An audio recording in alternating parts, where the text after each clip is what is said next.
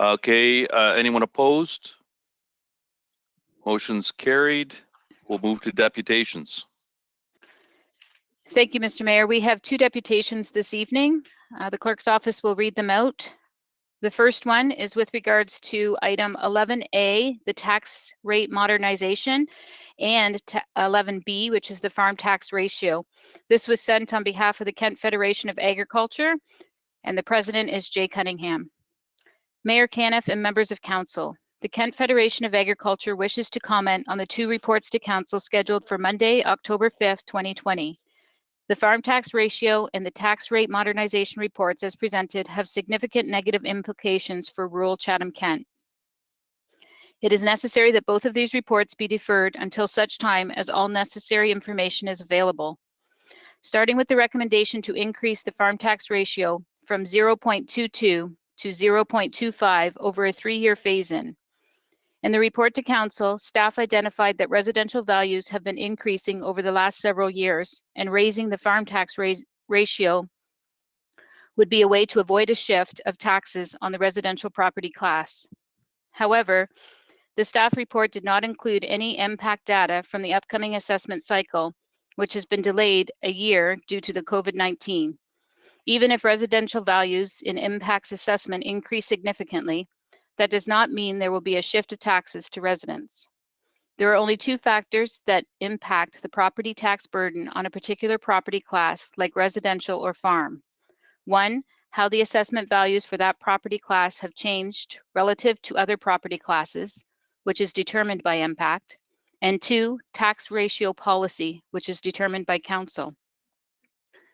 The staff report does not detail how residential impact values are changing relative to farm values. Since that is the only relevant information to justify a change in the farm tax ratio policy, we urge council to defer making a decision on tax ratios until MPAC has released the new assessment data and staff has had time to include that in their analysis. As you can see, the farm tax burden in Chatham-Kent has increased every year since 2012. The year the tax ratio was reduced to 0.22. This is because farm values have been increasing at a much higher rate than residential values. Meanwhile, the residential tax burden has barely moved during the same period of time. It would be irresponsible for council to make a decision on the farm tax ratio and pile more tax burden onto the farmers without factoring in the relevant information. On the issue of the proposal to remove the area rating, again, the report from staff does not illustrate what the impact will be on farms and residential residents and businesses. This is a significant decision which will have a major financial impact on rural taxpayers. There needs to be a detailed breakdown on what the additional tax burden will be to rural residents, farmers, and business owners. If council were to adopt both of these measures, an increase in the farm tax ratio and the removal of the area rating, it would have a double whammy impact on farms in Chatham-Kent. Therefore, we request that both of these issues be deferred to and staff come back with an analysis showing the additional taxes farmers, rural residents, and businesses would pay if both of these measures were to be adopted. Council should not vote on these proposals until a negative impact are clearly understood. KFA is disappointed that no consultation was held on the area rating or farm tax reports in advance of their presentation. This presentation has been reviewed with and has full support of the Christian Farmers Federation of Ontario. The Kent Federation of Agriculture is pleased to have the council and support of the Ontario Federation of Agriculture in our review in opposition of these reports, and requests that an opportunity be offered to provide a joint presentation to council at an appropriate time once the impact data has been made available. Thank you.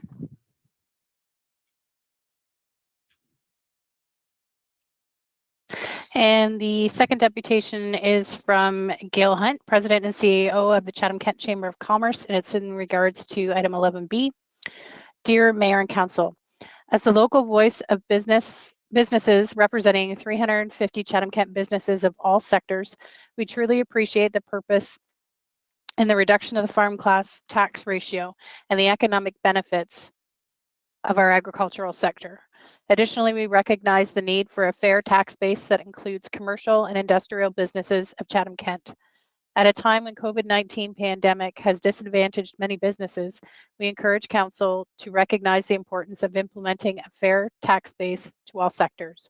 For some, this will provide needed assistance to help sustain and find opportunity for hope and prosperity. At the same time, it is equally important for Council to ensure a fair allocation of the tax revenue generated when making investment decisions for Chatham-Kent.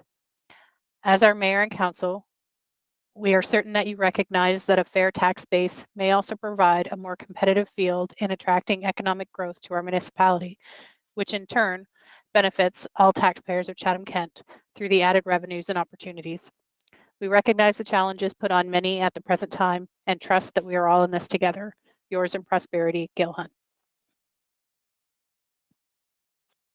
Okay, prior to moving to the consent agenda, we will go over to Councillor Latimer, who has a motion to put forward. Yes, thank you, Mayor Caniff. I would like to make a motion that reports and presentation 11A, tax rate modernization, and 11B, farm tax ratio be postponed to a spring 2021 council meeting when MPAC representatives can present up-to-date reassessment information prior to council decision-making, and that this meeting be scheduled prior to the 2021 tax policy report expected in late April 2021. I'm looking for a seconder. Councillor McGrail. I will definitely second that. Okay, so back to you, Councillor Latimer. Thank you. I would like to follow through on KFA's recommendation. I also feel that increasing the farm tax ratio and the removal of the area rating would have a double whammy impact on farms. I took exception to a number of statements in the report, and I think more than think, I know that some of our rural residents who had a chance to read it, a lot of our rural residents and farmers who these two policies impact significantly are out in the fields. And it is noted by them that this has been put on the agenda the first week of October. So I really do feel that for the best, it would be in the best decision for both council and the Chatham-Kent residents that this be reviewed once we have that updated impact information. Okay, we'll go to questions. Councillor Sakachi, followed by Councillor B. McGregor. Thank you, Mayor Caniff. I just wanted to make a really quick point. I agree with Councillor Latimer, which she was in a lot of her statements. It was very apparent with the lack of communication that we've received from our rural constituents. We've only received a couple, and that states to the fact that this is a very inopportune time for them to be able to reach out to council to express their concerns. Being, as Councillor Latimer said, the first week in October. I think generally speaking, if this was another time of the another time in the season, that we would have heard a lot of responses from this. So I think that postponing this would be a very good recourse by council. Okay, Councillor B. McGregor, followed by Councillor Solomon. Thanks. I did have a couple of questions about the impact of referring this back or postponing it. So maybe that question is best to Finance or Budget Services around the timing of this report and what impact that has if we are to push that off. Hi, it's Gord Quinton, Chief Financial Officer. Thank you, Mr. Mayor. So the timing of bring it back, we estimate from what we hear from MPAC is that they had basically shifted off the reassessment year for 1 year because of COVID-19, but that they will have information in the spring. We don't have that confirmed yet, but that's our last indication that we will have information in early spring prior to our 2021 tax policy report coming to council. So,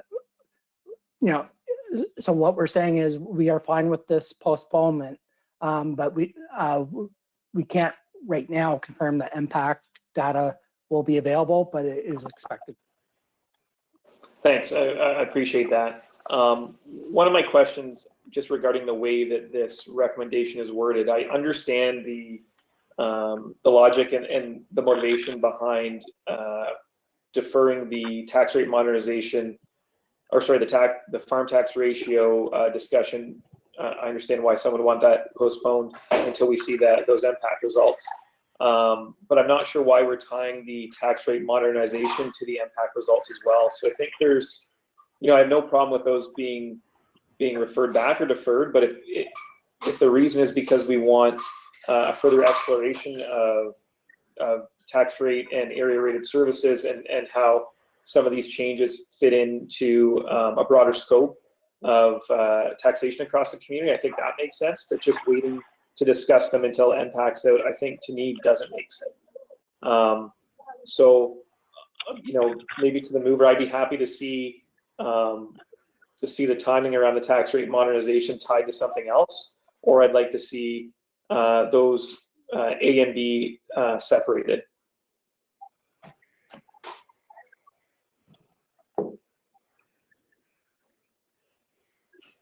And that was all I have.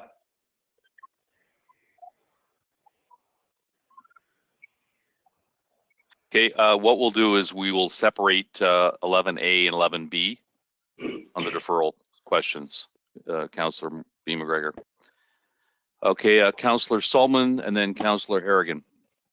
I won't speak to this very long because that's exactly what my motion was going to do, was to separate the questions.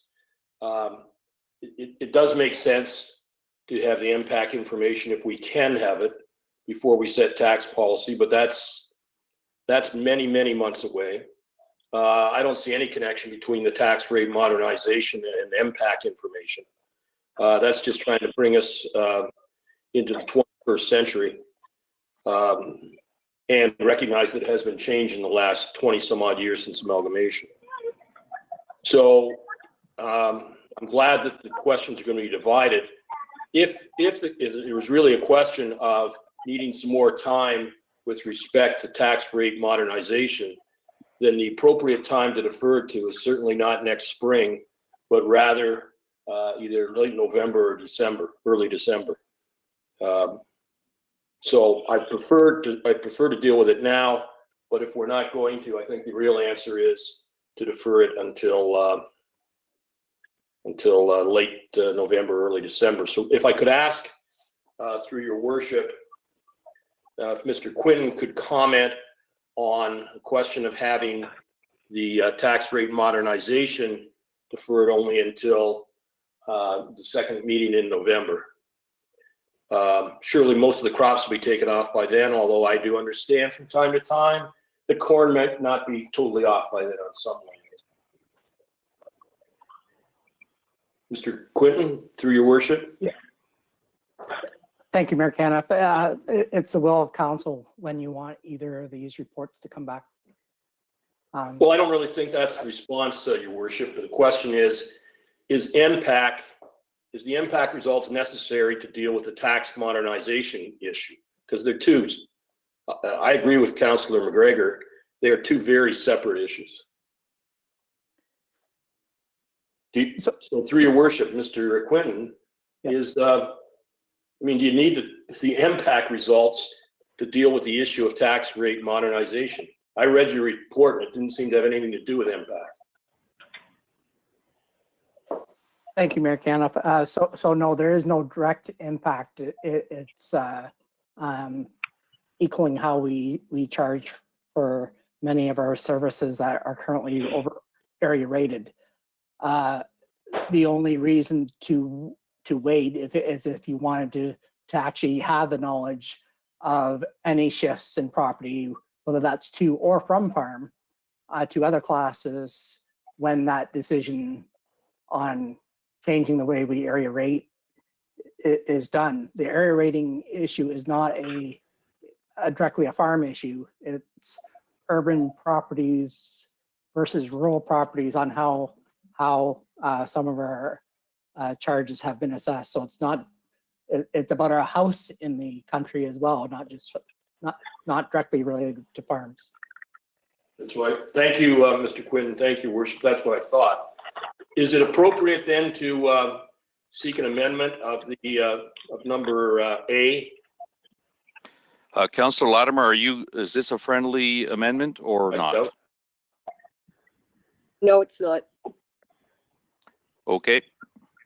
So I'd like to move an amendment then, that it be to deferred only until the second meeting in November 2020.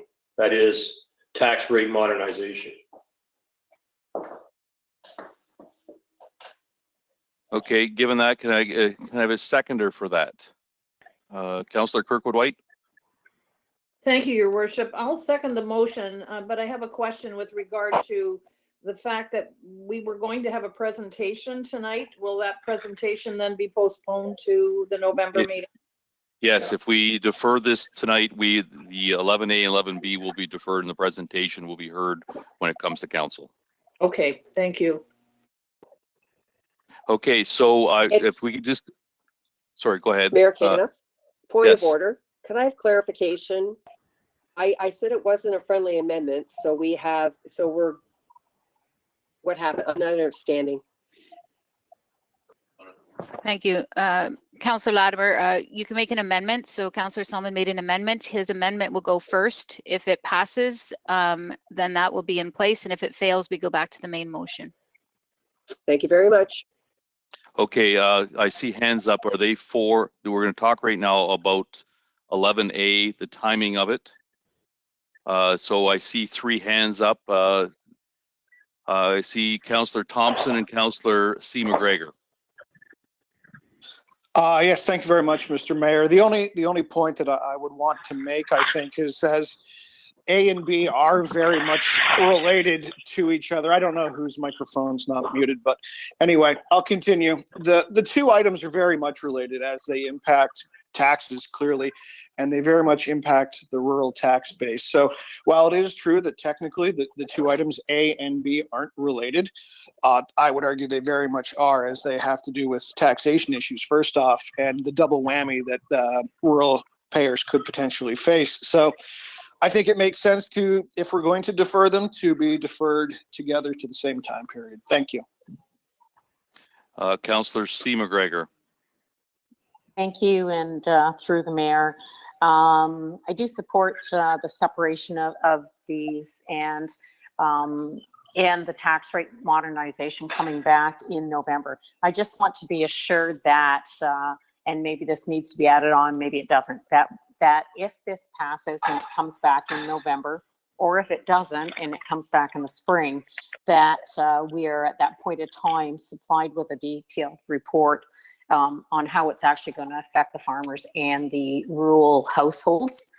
And I know that's an assumption. I would think that that is going to happen, but I want to not leave it to assumption and be assured that there will be a detailed report as to how that is affecting our area rated people, or then non-area rated people. So if Councillor Solomon would allow me to do a friendly amendment on his, I would be happy. And if that fails, then I would ask the same of Councillor Latimer, that a detailed report be supplied with the tax rate modernization. Mr. Quinton, yes, will you, can you speak to that first?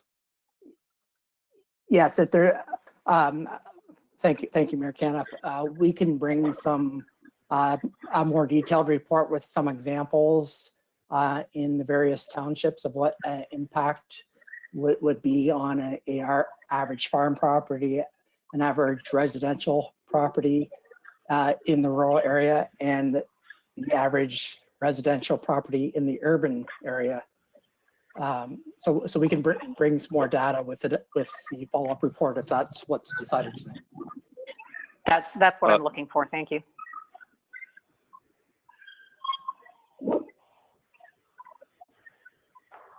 So I guess would Councillor Solomon allow me to add that to his motion?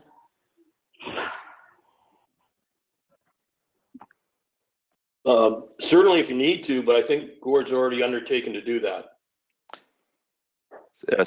Councillor C. McGregor, are you good with that? With any report coming back, we'll ensure that there's more detail. Mr. Quinton will confirm there's more detail coming. And yes, that is fine. If the detail doesn't come, then I guess I'll just try and make a motion to refer it back again. So, okay. Okay. Councillor McGrail, followed by Councillor Pinsino. Thank you, Mayor Caniff. I just want to reiterate what Councillor Thompson has said. It is very much the whole picture that we need to see and the impact on both of the reports that we'll have on rural communities and residents. So I very much think that when we decide on what we're going to do, we need to see the whole picture. Councillor Pinsino, followed by Councillor Crew. Thank you, Worship. When that report comes back, I'm really interested in seeing a detailed report on the police services, because the police services are not the same level in the rural areas as what they are in the urban areas. And I think Councillor Thompson is right on the money here. These are both tied together. They're going to have the same negative effect, I think, on the rural communities.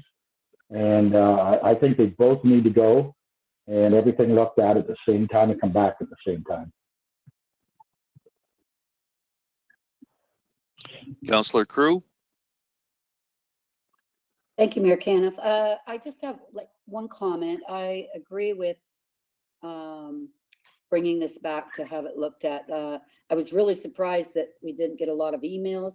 And today I received a couple phone calls and they just heard it on the news. So I think that it's really lacking in the community consultation or input stage.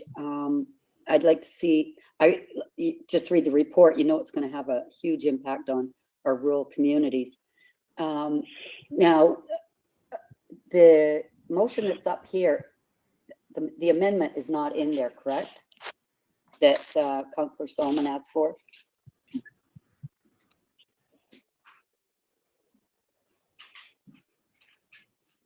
Hello?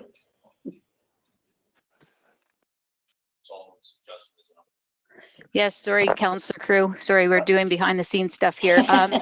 So the two that are on the Councillor Latimer's is what's on the screen right now, and we are ready with Councillor Solomons to go first. So with Councillor Solomon's amendment, it's just to amend the date. And if that passes, we will vote on the main motion as amended. And if it fails, we go back to the main motion of April. So we're just voting on the date for Councillor Solomons. Okay, I understood that. I just didn't see it on the screen. Yep. I will support the November, getting it back as soon as possible with some community. Gives the time for the community to have input. Thank you. And last speaker, Councillor Sakachi. Thank you, Mayor Caniff. I just wanted to see if it was possible to Councillor Latimer, if she would add in the aspect of an active public consultation. So we are able to, with these troubling times and people not being able to gather, if there's a way that we can communicate this and maybe have an online forum where people can submit their concerns. I didn't know if Councillor Latimer would have a problem adding another proponent to her motion in regards to an active public consultation.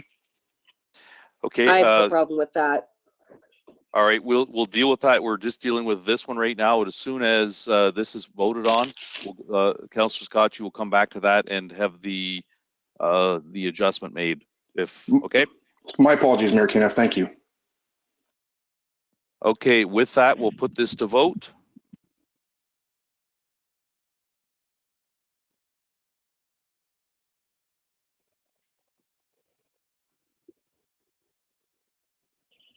All votes are in.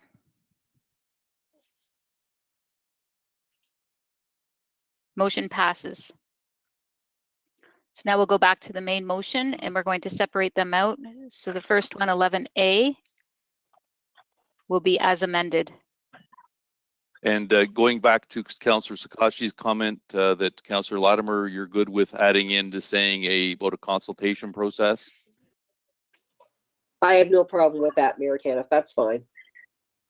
Councillor Scotchy, did you have any wording in mind, or just you want us to come up on our end here? Yeah, just in regard, sorry, go ahead. Someone else was talking. I apologize.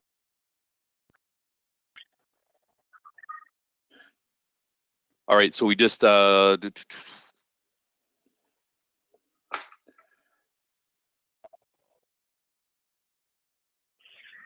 Caniff, do you want me to just give like a reference, just to basically maybe a C that the municipality create an active mechanism for online communication or public consultation?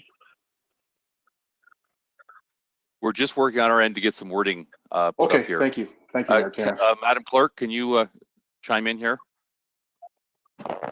Yes, so we will make that amendment in the motion. And so the motion for 11A will now have the date of November of 2020, and it will include with public consultation. In my understanding is you wanted it for both, for November or for the tax rate one? We need Correct, I did, yes, You want it I for did want it both? for both. Correct, yes. I Councillor am concerned somewhat, sorry, just one, Madam Clerk, I am concerned somewhat with the November aspect. Is that going to give time to staff to prepare a mechanism for the community to engage in consultation? Because as we've seen, as Councillor Cruz stated as well, we really haven't had a lot of response to this, and this is a very important aspect in our community. Mr. Quinton, will you have time to, by the second meeting in November, to have done a consultation and everything you need to do? Thank you, Mayor Caniff. Yes, we will. Thank you, Mayor Caniff. Okay, seeing no other hand, I'll put go to Councillor Latimer, and then we'll put it to vote. Thank you, Mayor Caniff. That was also my concern. Councillor Sakachi just mentioned that there wouldn't be enough time for the public consultation. Other than that, I am okay with this because whatever happens, we have to allow adequate time for the people that this most impacts to be able to give us their feedback. And I'm very, very concerned that this evening, the way this agenda was, there was no time for that. Okay, with that, we'll put it to vote. We'll vote on 11A start, and then we'll go to the Part B for 11B.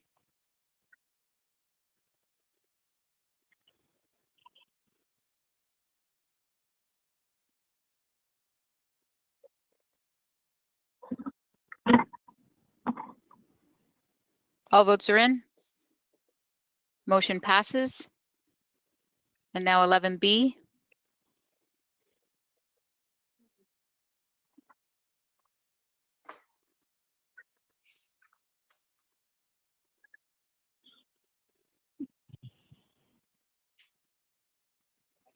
All votes are in.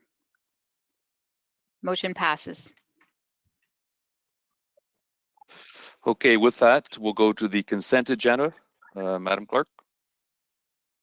Thank you, Mr. Mayor. So for the consent agenda this evening, we have reports that are being pulled for further discussion.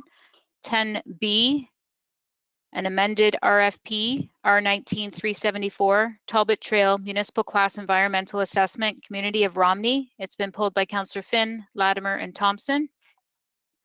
10C is the sole source fire records management system. It's been pulled by Councillor Latimer. 11F has been COVID-19 facility reopening, pulled by Councillor Latimer. 12A, land acknowledgement. It's been pulled by Councillor Kirkwood-White, Councillor Latimer, and Councillor B. McGregor. 12B, motion of Councillor Thompson, work from home policy program. It's been pulled by Councillor Thompson. And in addition, there's one more, 11C, the purchasing bylaw revisions. It's been pulled by Councillor Kirkwood-White and Councillor Finn. So, Mr. Mayor, we have 1, 2, 3, 4, 5, 6 reports that are now being pulled. And just to note on the bottom, 11A and B have now been postponed as the action that was just happened. Okay, Councillor Wright and Councillor Harrigan, can I get you put this on the floor, please? I'll move that. Thank you.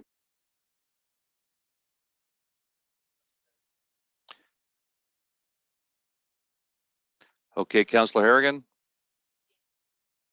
Okay, moving, how about Councillor Bondi? Can you second that, please? Yeah, sure, be happy to second it. Thank you. Okay, anyone opposed? Hey, should we? Okay, so we're gonna vote on this, put that up, coming up.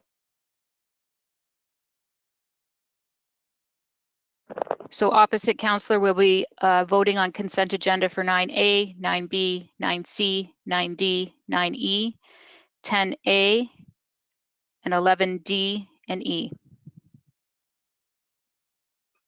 All votes are in. Motion passes. Okay, we'll go to tender awards. 10B, amendment request for proposal award R19-374 Talbot Trail Municipal Class Environmental Assessment, Community of Romney. Councillor Thompson and Councillor Finn, can you each put on the floor, please? Happy to move it. Happy to second. Okay, over to you, Councillor Thompson, followed by Councillor Finn. Thank you very much, Mr. Mayor. My main question is in regards to timing. I had a number of farmers and heavy users of Talbot Trail reach out to me even this year, perhaps optimistically hoping that that road was going to be open, or more accurately, that some sort of bypass or plan was going to be in place come this time next year. I say that was probably optimistic. I very much believe that's optimistic now. So I guess my question is does this change our timelines, and what are our timelines to have the plan and the construction of a bypass or something in place? Thank you, Mayor Caniff. This is Chris Tieber, Director of Engineering. So thank you for your question. The original municipal class EA, the contract or the scope had a targeted completion of about February 2021. That does include the required 30-day posting in January to conform with the municipal class EA process.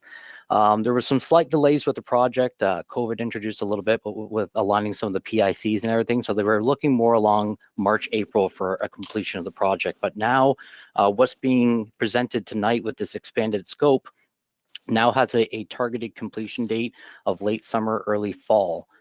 So what that is going to do is basically going to provide us with that overall recommendation for all of Talbot Trail now, right from Erio to Wheatley, that will then, the recommendation will then fall into our capital plan subject to budget in 2022 for capital budget for funding and what we do going forward with Talbot Trail.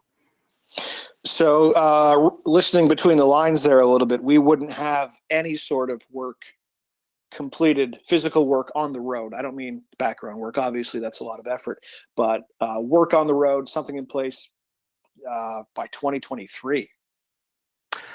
That again, it's going to form the recommendations that are going to come out of this EA, whatever the recommendation will be, whether it's to move the road back, it is going towards moving the road back or looking at an alternate location for Talbot Trail.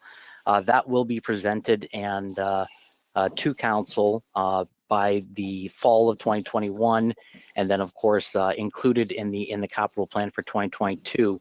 And if council were to direct administration and direct any funds to go towards that project, then we would start into that with the detailed design, you're right, in 2022, which would then lead to construction at the earliest of 2023. So when a farmer calls me up and says, when are we going to have, he'll say that road reopened, but we all know it really means, like you said, moving it back or a bypass. I tell him or her 2023 at the earliest. Subject to funding and council approval, that's correct. All right, thank you very much. Mayor Caniff, it's Thomas Kelly. I just want to reemphasize the last point. I'm the GM of IES, that funding is going to be a huge challenge. I spoke about this during our strategy meeting in that whole area along Lake Erie, not only this section, but also Erie Shore Drive and Rose Beach Line. If you look at just the initial analysis that was done on those areas, per the ZUZAC study, we looked at over $200 million. So I think the answer to the residents is not only the timing of the engineering solution, but also the timing of the funding to make this happen. It's significant. Thank you. Well, thank you very much, Thomas. It is significant, but so is that the the impacts we're having on, I believe it's the second concession, and speaking to a tomato farmer who runs tomatoes up and down Talbot, that bypass, although a short one, adds a full hour or two to his day. And when you're doing 5 or 6 runs, it becomes quite substantial over the weeks. So I think, yes, the funding is significant and a challenge, but I think the current status quo is definitely a challenge, and its significance can't be underemphasized as well. Thanks. Councillor Finn, followed by Councillor Latimer. Councillor Thompson has already asked the question I was going to ask. Okay, Councillor Latimer, followed by Councillor Sakachi. Thank you, Councillor Thompson, for asking that question and for engineering's reply, because that was my third question I sent into Chris. The first was, could you describe what endless life EA means with regard to future, like things that come along while the EA is happening, and what that means with regard to additional costs, and whether or not I'm understanding from this report that BT has an endless contract with the municipality at a set cost. Is that correct? Thank you, Mayor Kemp. No, that's not correct. So I'll first Okay. answer the first question. An endless life EA, and what we meant by that is that once this EA is completed and basically incorporated it and updated into our official plan amendments and into our overall strategic plan for the municipality, a phased implementation strategy is then defined, and that will be defined in our capital plan as well. So the overall recommendations from the EA will live on as defined per the implementation strategy. So what that allows is that it doesn't allow for, or not requiring any additional EA addendums or studies to commence in the future. So we're basically trying to capture now an entire EA document from Wheatley all the way to EREO that will no longer require us to follow the municipal class EA process for any specific projects in between that, within that zone. So BT Engineering, our current consultant for this project, they do not have any additional contracts municipality. This is the only contract they have, which is just to complete now the EA from Wheatley to EREO. All the individual projects as they come up in the future along the shoreline, they'll now be able to proceed directly to a detailed design project and construction thereafter. So it doesn't require any additional delays or anything associated with the municipal class EA because the overall scope and recommendations already been defined. Okay, thank you for that clarification, Mr. Tiber. Councillor Sakachi, followed by Councillor OJ. Thank you, Mayor Kenneth. Thank you, Councillor Latimer and Councillor Thompson as well for some of those great points. I guess I'm not sure this question is going to be directed to Mr. Tiber or to Mr. Kelly. So in regarding to the expenditures that's going to happen, has there any, I guess it's important to ask right now, has there been any conversations with the upper levels of government in regards to the Zuzek report and the necessity of urgent funding to rectify some of these major issues that are transpiring in our municipality? Thank you, Mr. Mayor. It's Thomas Kelly, GM of IES. So we've had meetings with the Ministry of Infrastructure. We've had meetings with also our local MPs as well and MPPs. And at this time, it's been discussed, but there is no funding available from upper levels. That's the answer we've received for quite some time now. Certainly, COVID has put a lot of stress as well into the system. I'm really not optimistic that we're going to hear of any announcements in the short horizon either. Thank you. I just want to add to that as well, as I've had an opportunity to, I was with the Premier and I made the Premier aware of the issues we got along there. We've met with the official opposition to let them know, and they've sent a letter to us recognizing that. We also sent a letter afterwards to the Premier's office, again, highlighting the issue of Talbot Trail. So we have let the government is well aware of it. Now the next phase is how do we get funds? Thank you, Mayor Kenneth and staff. And I guess just my last quick point to Mr. Tiber is obviously we're in a major evolution. You know, the bluffs and the scope there is changing at a very rapid pace in some areas. So, you know, in addressing Councillor Thompson's concerns regarding the timing, what's going to happen if we continue to see large, decreases in our shoreline along those as anticipated? And are we just going to then basically keep shortening the road up and increase closures until 2023? Because that just seems, and I completely understand that you guys are in a very difficult situation. It's just that to hear that it might not be addressed for 2+ years is it's going to be a very tough pill to swallow, so to speak, for the people that utilize that road on a very yearly basis to ensure that their crops where they need to go. Thank you, Mayor Kempf. I'll start with that a little bit there. So our Public Works team, as well as our consultant, are very actively assessing the shoreline to the best of their ability. They're monitoring this on a daily basis and bringing any concerns or immediate concerns to our attention so that we could review them closely. We're staying on top of all these failures and any potential failures coming up.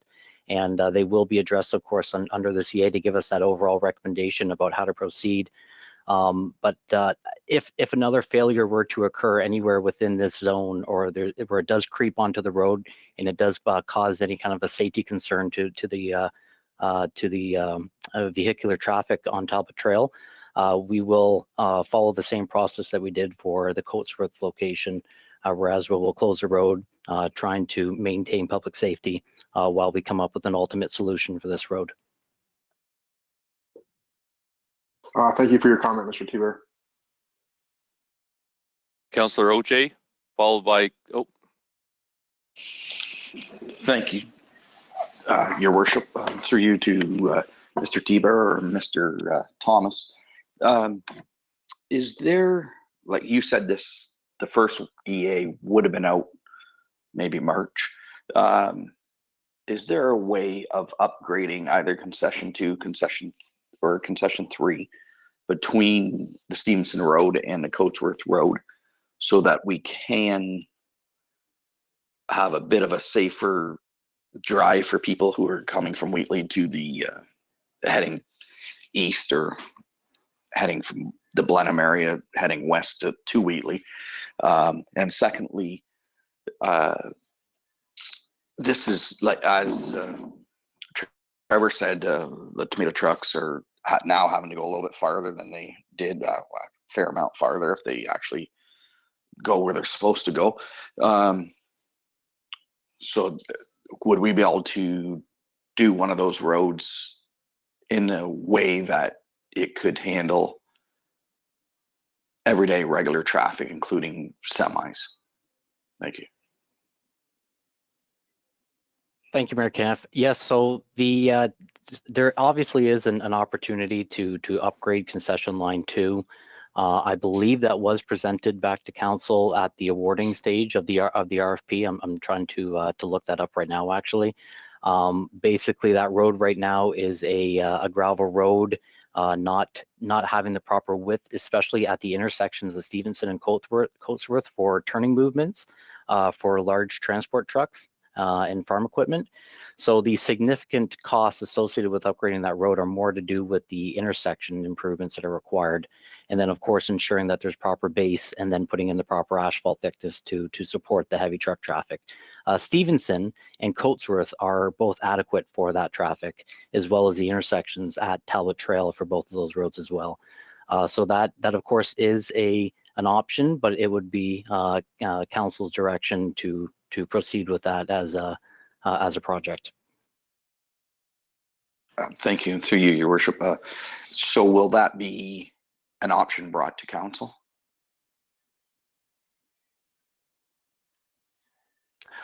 Thank you, Mayor Kempf. So the options are going to be brought back to council as part of this EA are going to be the overall recommendation for Talbot Trail in the preferred alignment throughout the entire corridor. So where that ultimately is going to land is still being evaluated right now. It's unfortunately the zone between Port Road to basically to the east limits is kind of off a bit of a slant with the road alignment there, so it's not the best kind of corridor, but the remainder of the corridor out to Blenheim or Erio is a little bit more well defined. So it does present some challenges with making sure that whatever we do or wherever we put the future Talbot Trail and how this aligns with the The remainder of Talbot Trail and future alignments is going to be a bit of a challenge. So we weren't going to be bringing forward any recommendations at this time for like a short-term strategy with second concession. Our plan as of right now is just to bring forward the final recommendation as part of this EA, which is now going to be in the fall of 2021. Okay, so if I was to bring a motion forward to bring a short-term thing, is that possible? I'm having I don't know how many calls and emails a month of people asking when are we going to do something with this, and then other people. And I know we're doing our best at keeping our concession 2 in the best shape possible, but sometimes it isn't in the best shape. Thank you, Mayor Camp. So I actually have up now the report to council that was presented back in November, which was the award report for the EA to proceed with this project.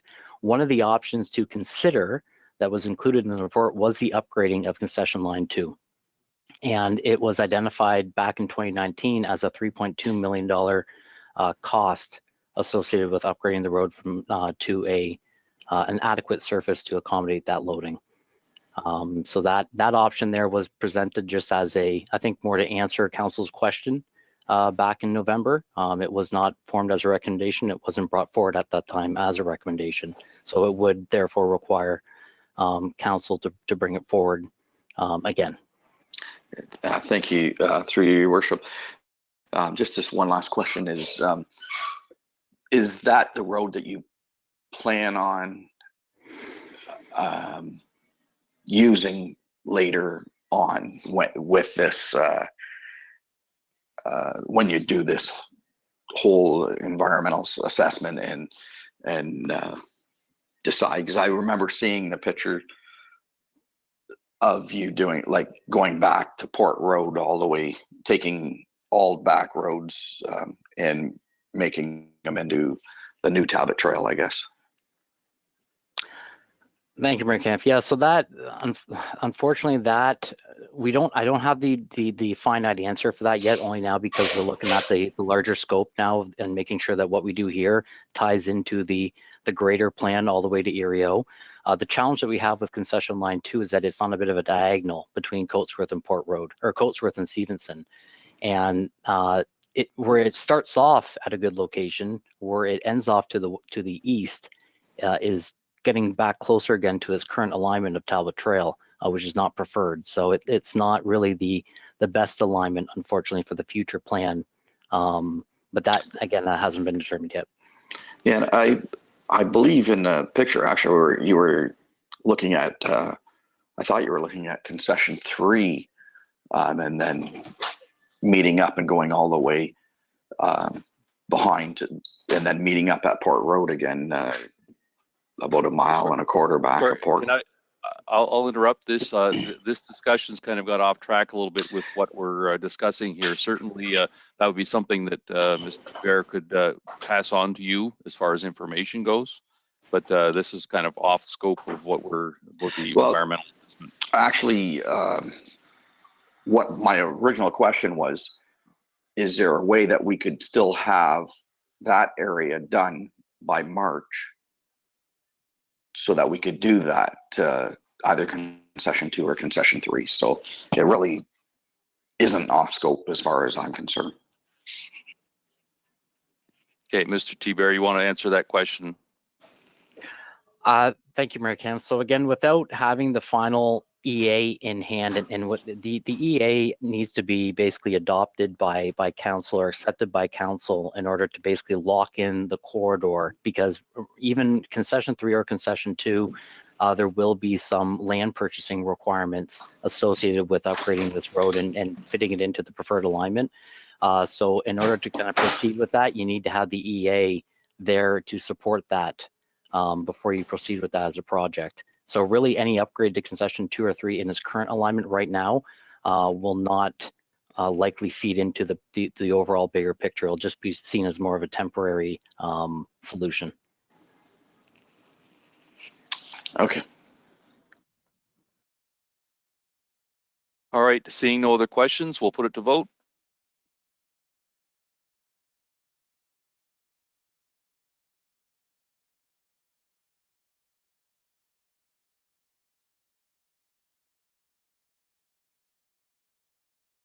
All votes are in. Motion passes.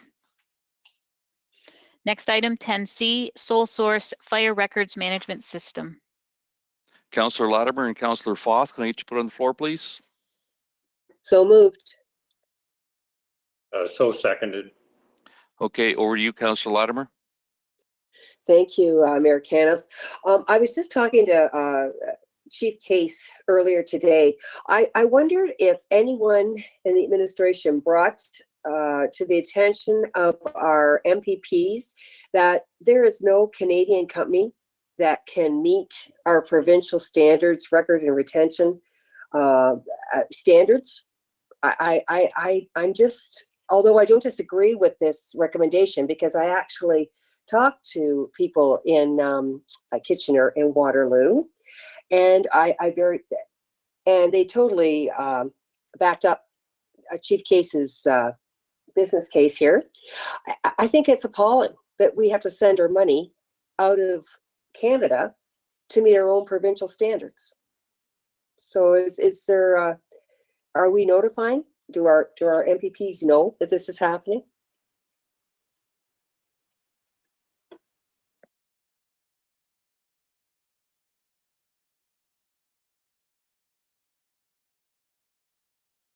Hearing nothing, what we can do is we will make sure that my next meeting with Mr. Nichols, I will let him know. Thank you. I think that's very important. I think our constituents I think they'd like to see our money stay in Ontario and Canada, if at all possible. Okay, seeing no other questions, we'll put it to vote.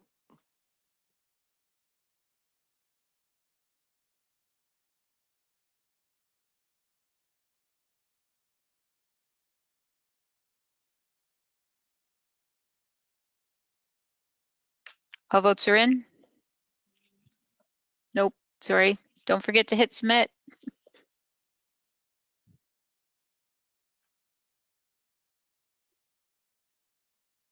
Still one more. There we go. Thank you. All votes are in. Motion passes. Item 11, Finance, Budget, Information Technology, and Transformation. We'll go down to 11C, purchasing bylaw revisions. Councillor Kirkwood White and Councillor Finn, can I get you on the floor, please? So moved. Seconded.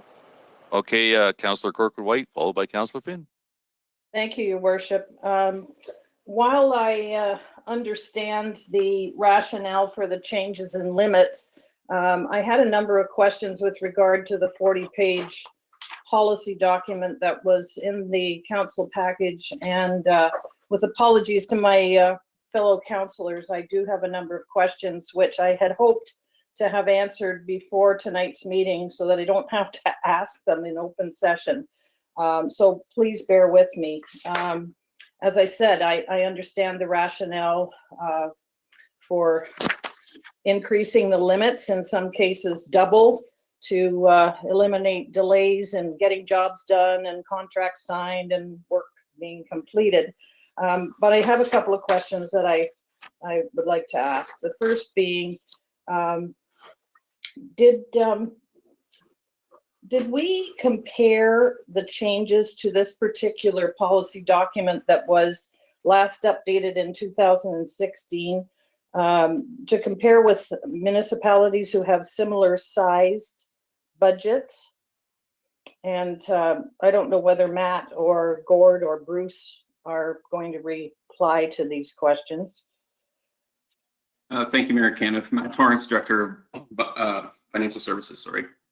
First off, Councillor Kirkwood White, I apologize. And you had sent these questions in advance. I presume that you were intending to ask them at the council meeting. I have formulated answers to all of them so I can respond to each of them. But your first question, we did compare ourselves to London, Windsor, and Sarnia. Each municipality varies somewhat depending on spending level, but generally we're the same or on the low end. For example, for low dollar purchases requiring no formal process, we are proposing that this limit be $5,000. This is the same as Windsor, while Sarnia is 10,000 and London is 15. In terms of tenders, we're proposing tender requirements at 100,000, and that's the same as Sarnia and London, while Windsor's at 50,000. So generally, we're in the same ballpark.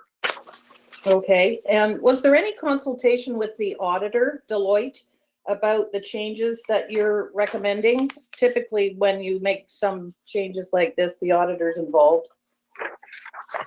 So Deloitte has not been consulted, but the auditors look at all of our business processes as part of the interim audit, which usually happens in November, December. Right. During this process, they'll request documentation of any changes to policies or procedures, and we would provide them with the updated purchasing policy at that time for their review. And if there's any concerns, we would bring those concerns to the audit committee. Okay, thank you.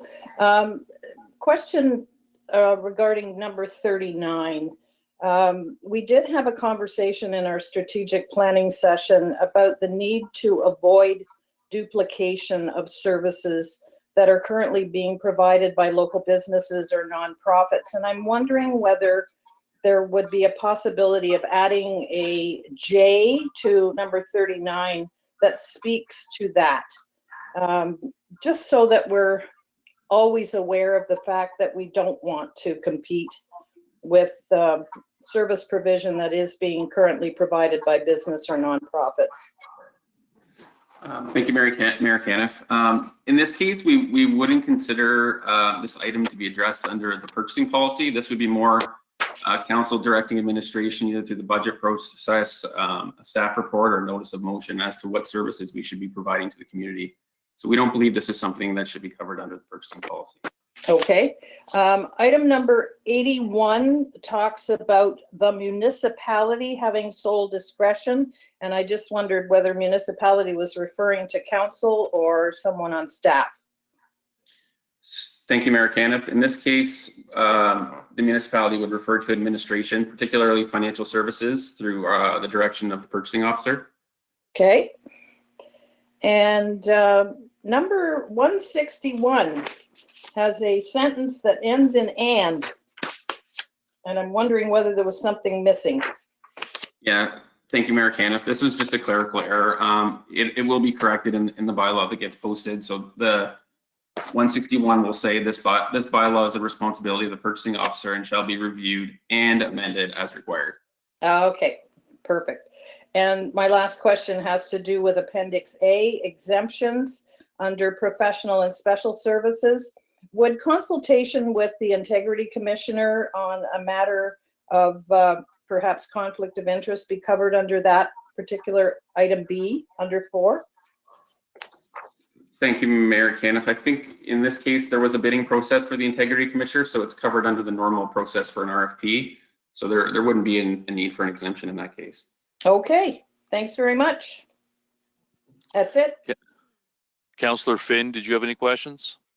Just a couple. When it comes to the tender RFPs, when would, like, I get asked about who we approve to do the work.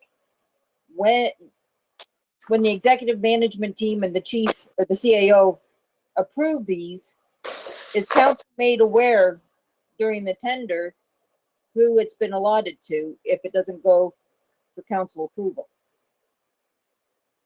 So anything under $1 million, is it going to be made public as to who is awarded those tenders? Thank you, Mayor Caniff. All the results are posted on our website. Okay. And the second one, under the exemptions, where it says employers' general expenses for the exemptions with the brewers retail and the LCBO. Can you explain what it means for advances? I'm sorry, can you refer to exactly what? Number 3, employers' general expenses. A state advances, including the brewers retail and the LCBO.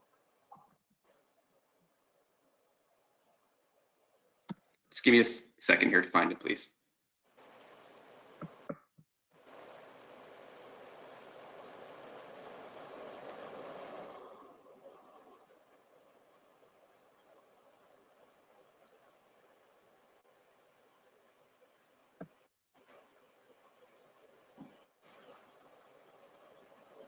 So in this particular case, I think it relates to the Dresden Hall, and it's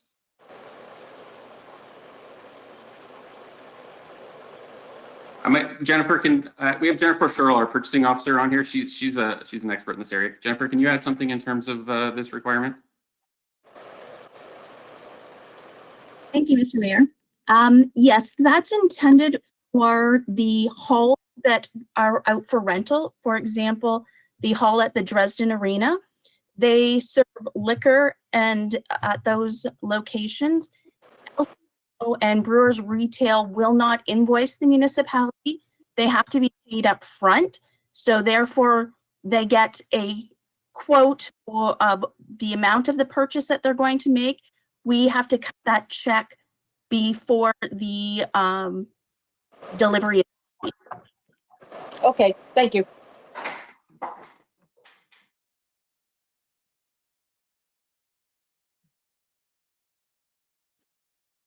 Okay, Councillor Solomon, followed by Councillor C. McGregor. Yes, thank you, Worship. I won't go through the bylaw itself, but the report, I want to express my concern about raising the levels that are approved by administration. I don't mean this administration, but we're making these decisions for administration generally. So the individuals will come and go from time to time, but the decision we're making is a policy one that is here for all time up or until changed. And for those of you who don't have the background on it, the $250,000 limit that you see in the report, I can't remember what the amount was, but I think it was closer to 25 or 50. And surprisingly, in a meeting, council moved it up to $250,000, I think about 7 or 8 years ago. And I think many of us around the Horseshoe were quite surprised that we did that. Probably many of the administration were surprised as well. I think moving to the other numbers that are on here, it's in many ways abrogating our own responsibility as councillors. And I'm not in favor of it. The numbers that we have now are just fine, the ones we already have in place. So I'm opposed to going to those kind of numbers up to $1 million, and likewise, as you can see in the report. The number I would like to see us increase, and maybe isn't even the subject matter so much of purchasing bylaw, but with respect to the approval of sales of properties, municipal properties, I think administration should have, given what properties now go for in this municipality, that limit should probably be 50,000, where they can approve it without coming back to council and camera. So those are my comments on it. I'm not going to support it at those kind of levels. That's just, I feel I'm not doing my duty as a councillor, if I hand off numbers that are that big, bearing in mind that can happen several times in a year too. So, and I feel a little uncomfortable from an audit provision side also. So those are my comments, Your Worship. Thank you. Councillor C. McGregor, followed by Councillor Bondy. Thank you, and through the mayor. I happen to agree with Councillor Solomon, and Councillor Solomon, I think that was my very first year in council. So I'm thinking 6 years ago when this was brought before us as a new councillor. And I remember thinking it was a very large jump at that point of time. I don't see any problem with the levels that we're at either. And I think that as council, that's part of our job to be looking at this and being a part of these decisions. So I can't support them either as the way they are. Thank you. Councillor Bondy, followed by Councillor Harrigan. Thank you, Mayor Caniff. I agree with the last two comments that were made. I'm a little uncomfortable. Well, not a little. I'm very uncomfortable with the increased level of spending that does not come to council. I have a hard time explaining to people that, well, particularly the CAO had and whatever CAO that may be at the time, which again does change from time to time, has the ability to basically approve spending up to $250,000 without council approval, which is an awful lot of money. So my question is really, if that approval of spending of up to $250,000, could that be approved by the CAO or, EMT up to $500,000? Could that be approved several times a day for projects which relate to one another? For example, I'm just kind of pulling this out of the air, but if it's for equipment purchases, could there be 4 or 5 different equipment purchases that would be eligible for this type of approval, and all of these approvals could be made before noon, which could really bring the number up to maybe over $1 million, but they would be considered different purchases, therefore avoiding council approval, but yet they would be related. So it's a question. And again, I'm uncomfortable with it, considering, many in the community, I think, many in the public would think that's an awful lot of leeway for administration to be able to spend that kind of money without public kind of knowledge or council approval. And again, my question is, could 3 or 4 of these purchases be approved that have some sort of relation to one another, but yet be separate purchases? I think you know where I'm going with this. So Okay, if I could Mr. on that, thank you. Mr. Shropshire, you want to answer that?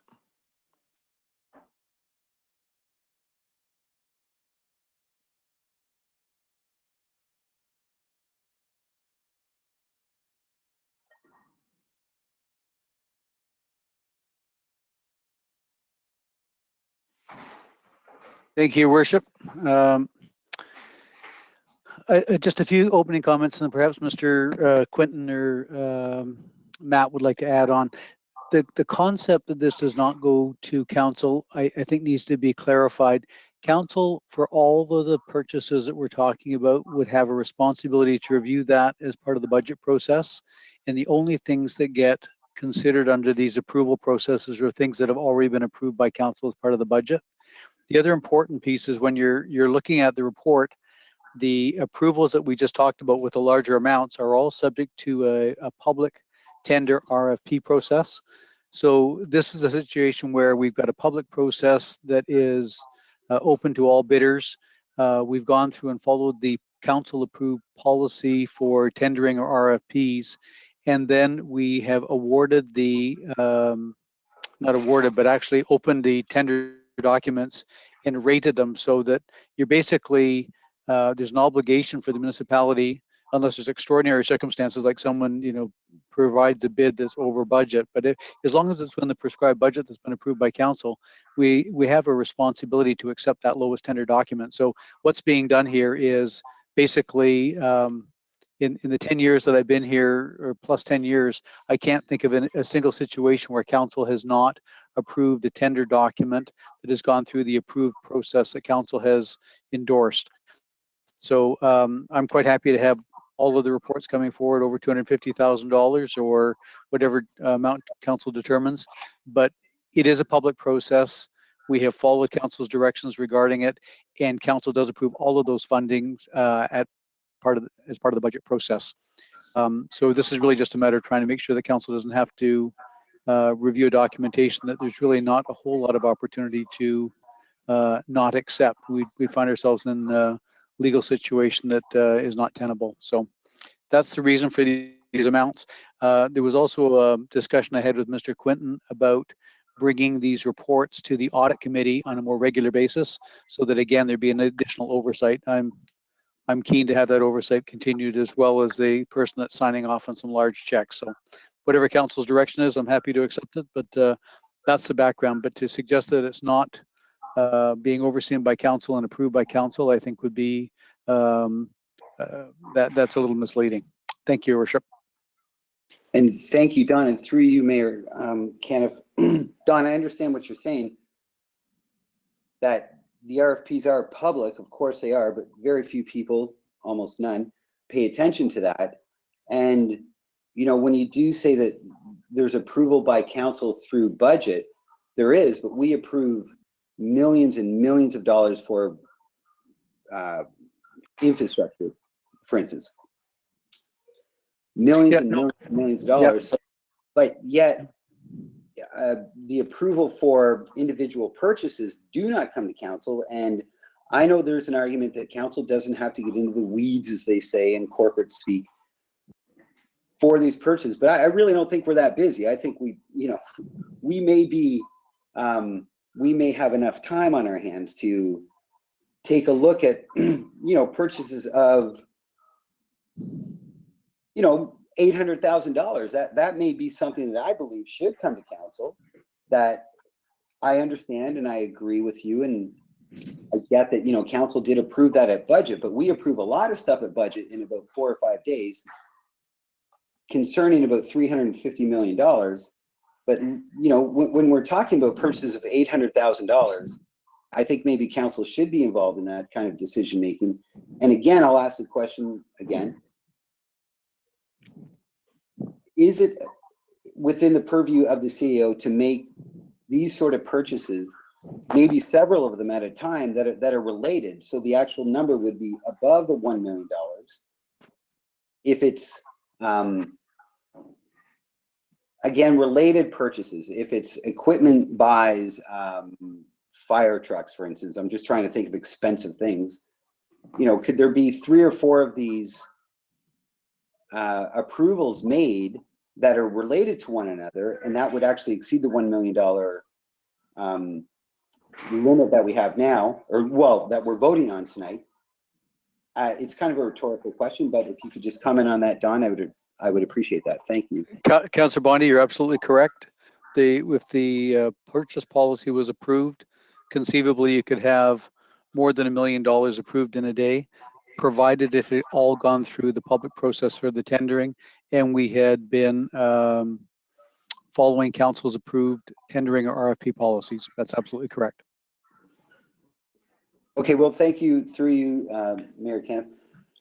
Thanks, Don, I appreciate that. I will vote against this. I really do think that as protectors of the public purse, I think council has the obligation, even if it takes us past 10 o'clock, which sometimes I don't want to do that, but that we should have the responsibility and the obligation to approve purchases of this magnitude. Taxes are obviously the biggest concern of everybody in this community. That's what we're here for. We collect taxes, we spend taxes. So for the publicly elected council to not have control over monies of this magnitude, this size, I'm not in favor of. I think we should take the time. I think we have the time. We're certainly paid enough to sit around, not sit around. We're certainly paid well enough to take these things into consideration. So I will be voting against this recommendation. Thank you. Thank you. Mayor Kenneth, could I respond, please? It's Certainly. It's Gord Quinton, Chief Financial Officer speaking. Councillor Bondi, I just want to respond to a couple of things that said there, is that council does remain in control. You are approving the budget. So if we talk about sidewalk work, for example, a $600,000 tender, you are approving that as part of the capital budget and have total control whether that project went forward or not. Once it goes out to tender, it goes to the lowest bidder, and then there really is no control other than basically a rubber stamp process. So we're fine to, we take direction from council. If you'd still like to be part of that process, that's fine. We do see this going into the weeds a little bit, where you don't necessarily have to be there, but it is the will of council to give us direction. We're trying to take so 2 things. One, it was partly to take it off your agenda item so that you don't have to take the time to deal with this and you can deal with policy instead. But secondly, it does tie up the awarding of the tender process by usually 2 to 4 weeks by having the lead time to put things onto the council agenda.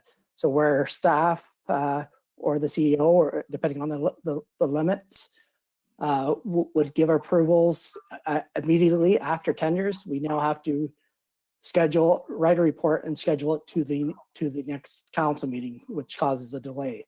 But so we were trying to speed up the processes, but this is council's decision on what oversight you would like. Thanks. And thank you again through you, Mayor Caniff.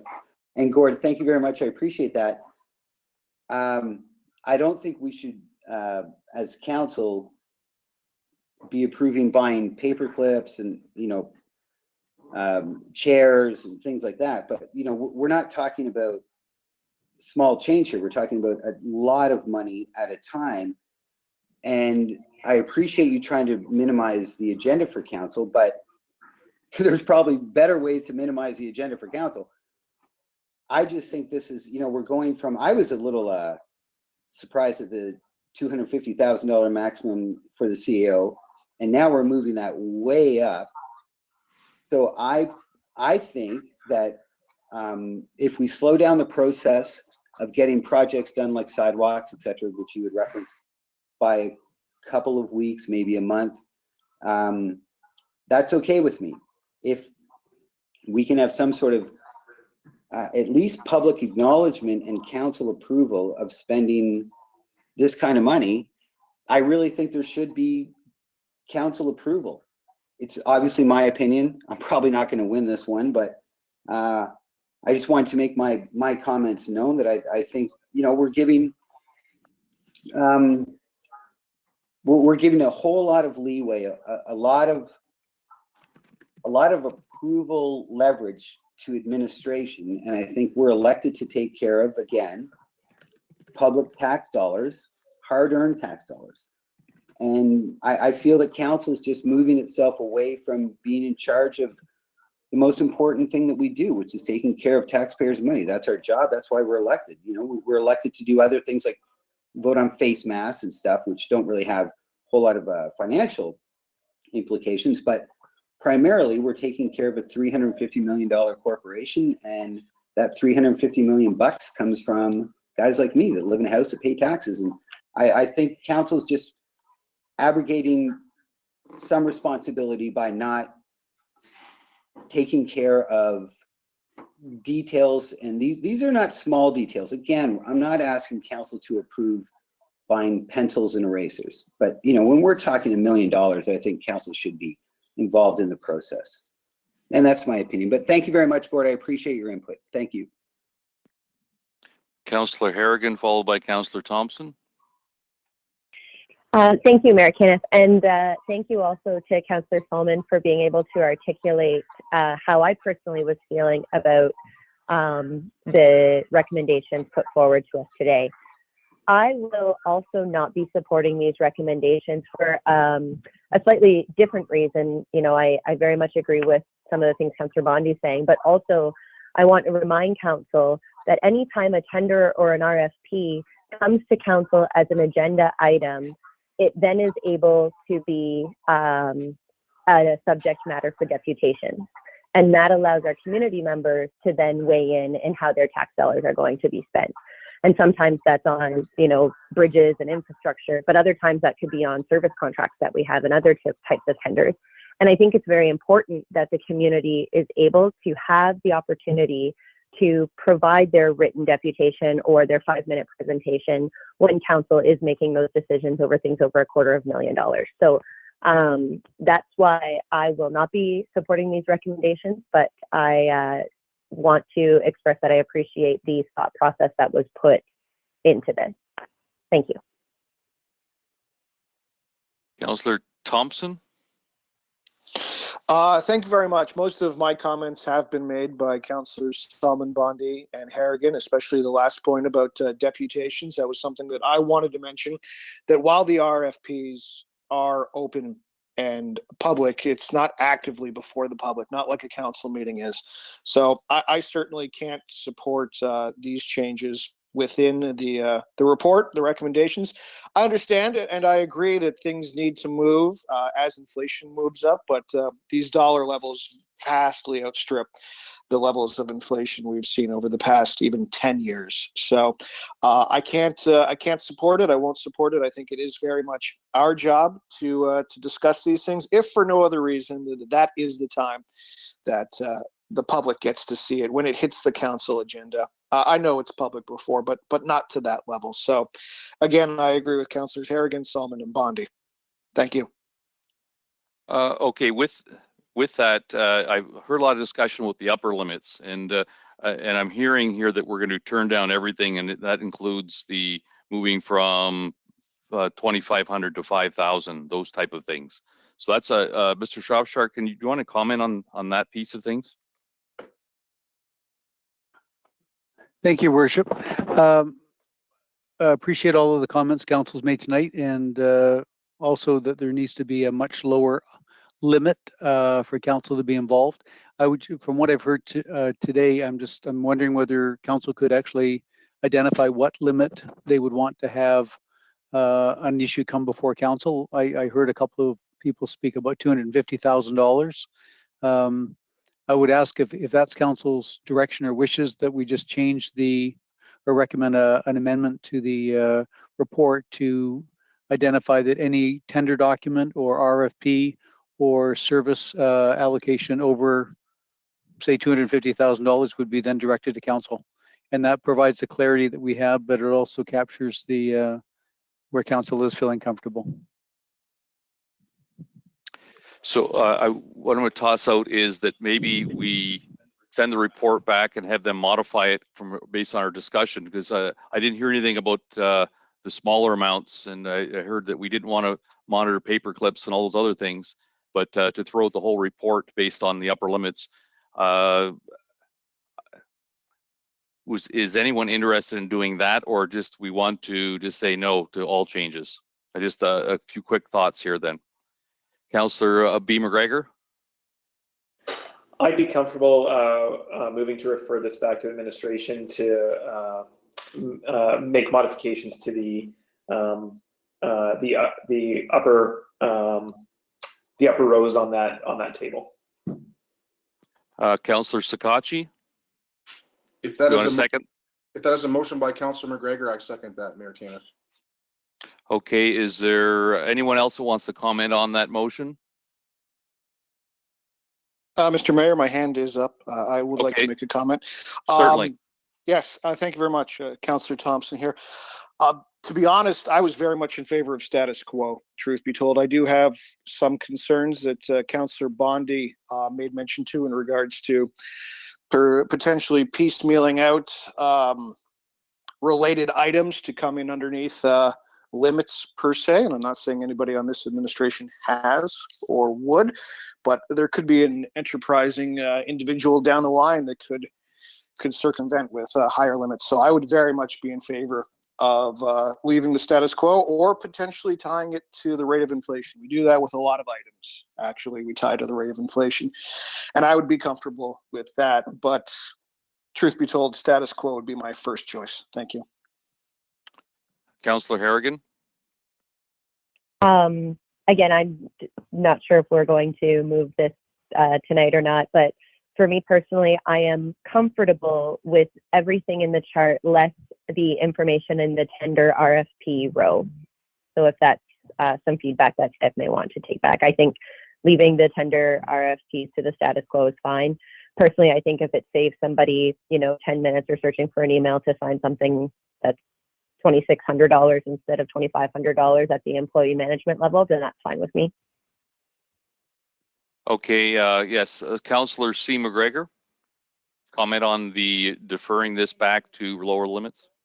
Yes, thank you. And just to speak to deferring it back, I do agree with that. I'm just wondering if I could ask just for a little bit more information. If we're going to defer it back, could they also include in this report what happens in an emergency situation?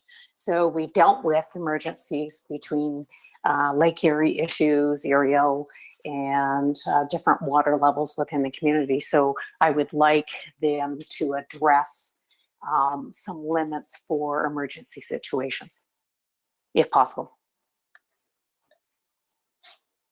Please and thanks. Okay.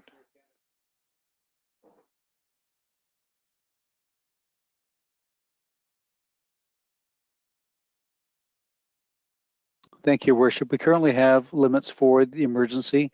We've tested them a number of times this year. I believe the current limit is $250,000, and that was more than enough, especially with the advent of our ability to have a virtual meeting. I'm quite comfortable that, if we had to call a special meeting of council for an extraordinary expense, then we can pull council together and get a quorum in short order. So I think that's probably been the more significant adaptation over the course of the last year. But $250,000 for an emergency purchase is, I believe, the current limit, and there is a requirement for the CAO to report back to council in quick order, if not the next meeting, but as soon as is feasible, to report on any extraordinary expenses. I would not say there's any requirement. Thank you. Yeah, okay, thank you. I appreciate that. Thank you. Thanks. Okay, Councillor Solomon.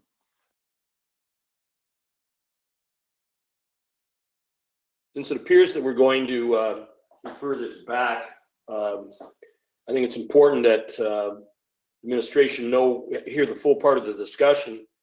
And I'm looking at the tender RFP, and I feel the same way as I think it was Councillor Harrigan. But there's another section below that deals with consultants, and I want that to remain status quo as well.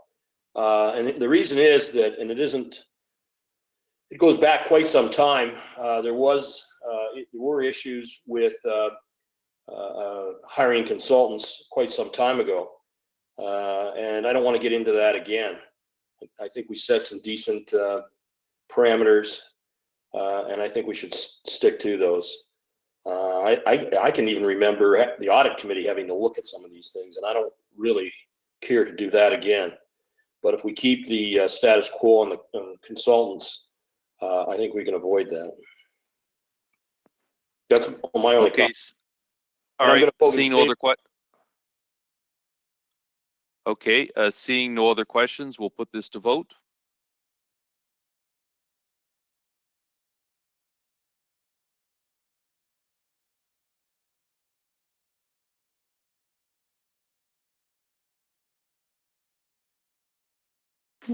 All votes are in.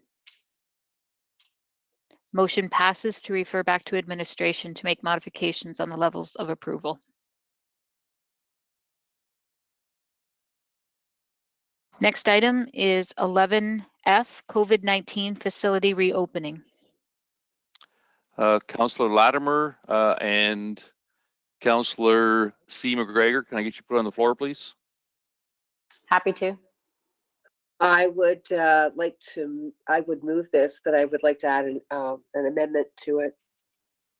Okay, go ahead, Councillor Latimer. I did send it ahead. I wanted this to not only refer to facilities, but services reopening, because basically it was my motion which was deferred.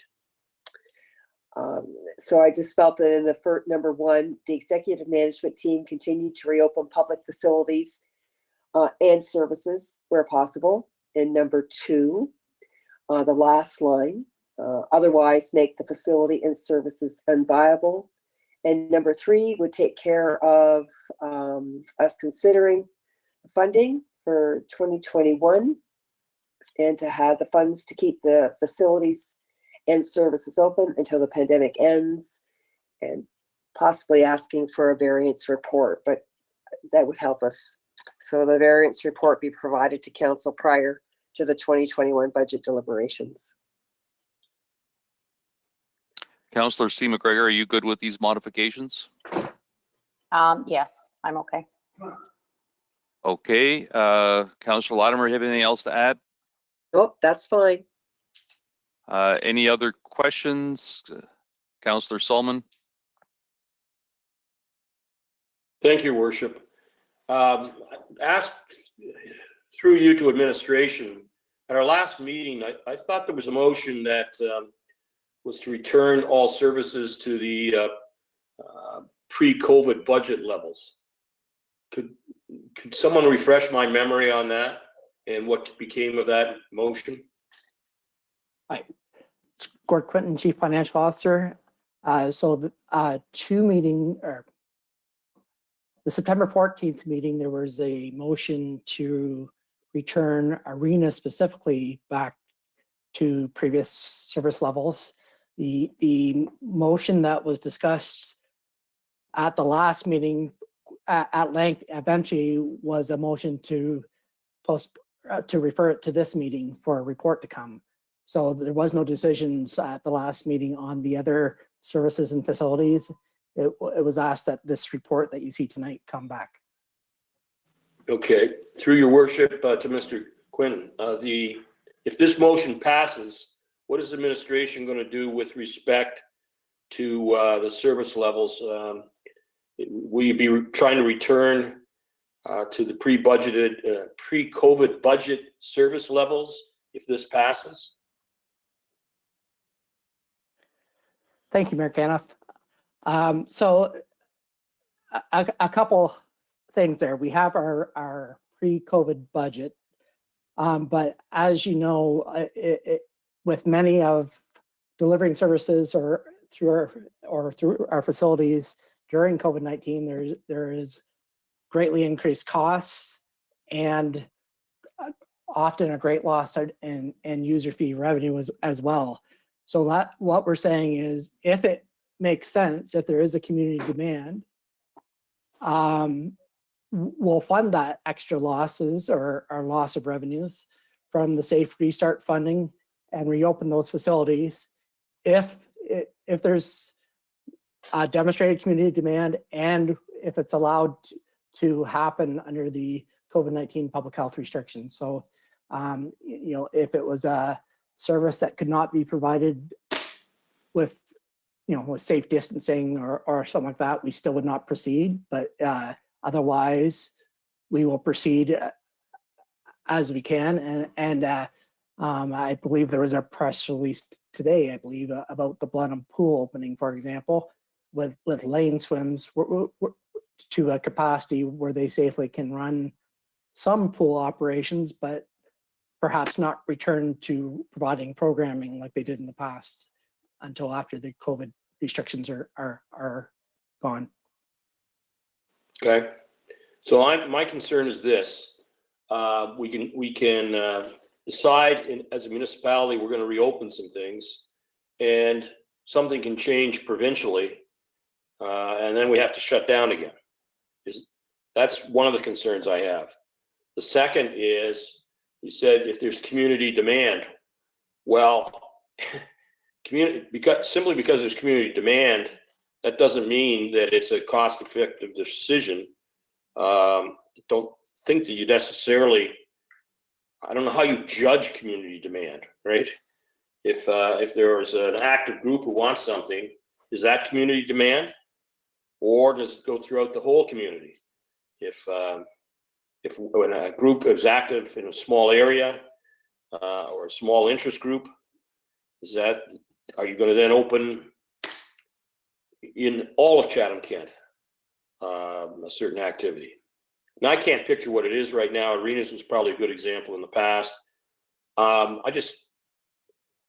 We know so little about what's really going on with COVID-19 and what little control we have as a municipality. I'd just like to get some kind of idea of what these general paragraphs mean in a practical sense. Maybe there is no answer, but I'll give it a shot. Thank you. So Arenas is a good example. At our discussion back on September 14th, we did indicate the report that came through Thomas Kelly's area that there was some community demand, but not at the levels of the previous year. So, for argument's sake, let's say that there was half the demand that there used to be, but there was demand at each specific arena.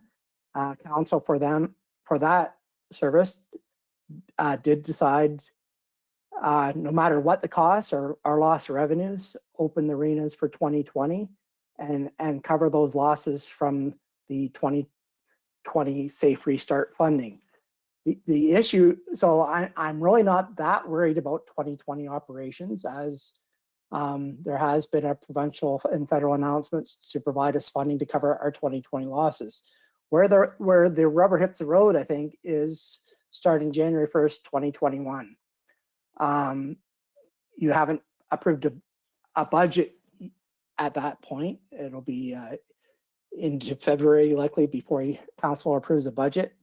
Yet those significant revenue losses and additional COVID-19 costs will occur immediately January 1st, 2021, causing a 2021 deficit.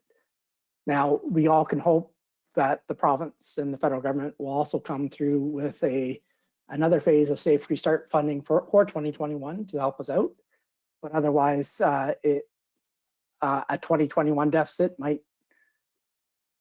we might have to later in 2021, whether it's closing facilities or shutting down services because we have a deficit, or funding from reserves because of a deficit. But we won't have that answer until mid-year 2021 when after the provincial and federal 2021-2022 budgets are passed.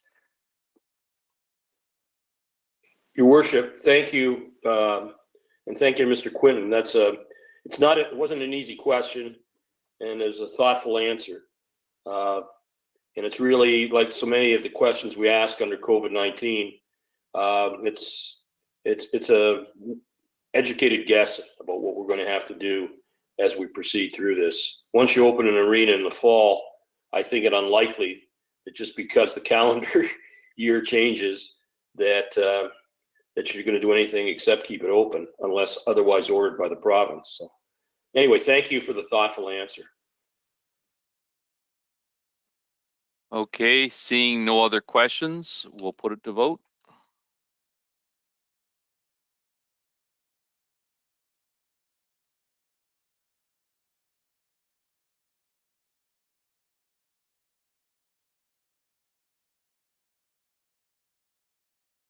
All votes are in. Motion passes. Moving on to corporate services, 12A, land acknowledgement. Councillor B. McGregor and Councillor Kirkwood White, can I get you put on the floor, please? Happy to move that. Happy to second. Okay, to you, Councillor B. McGregor. Yeah, I just wanted to recognize that this was on the agenda tonight, firstly. Something that we discussed some time ago, and I think it's an appropriate step to take at this point. I also think it's not the only step that we should be taking over the coming months and years in this ongoing process. So, I'm interested in what we can do from an education standpoint as council members, what we can learn and how that can impact decision making in the future. But definitely think that this is an important first step in that process. All right, and seeing no other questions. Oh, sorry, Councillor Kirkwood White.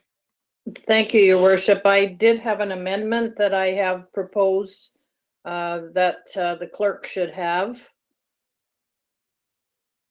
And there it is.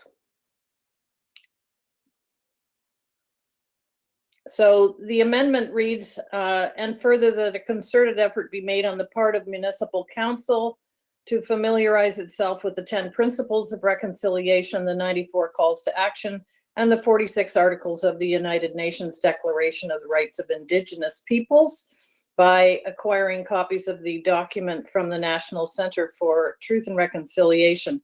I think there was a further amendment to the to B, which I don't see on the screen, which essentially speaks to the fact that we want to do a little better job of educating council and coming up with some specific action steps that we can take to bring this document to life in Chatham-Kent.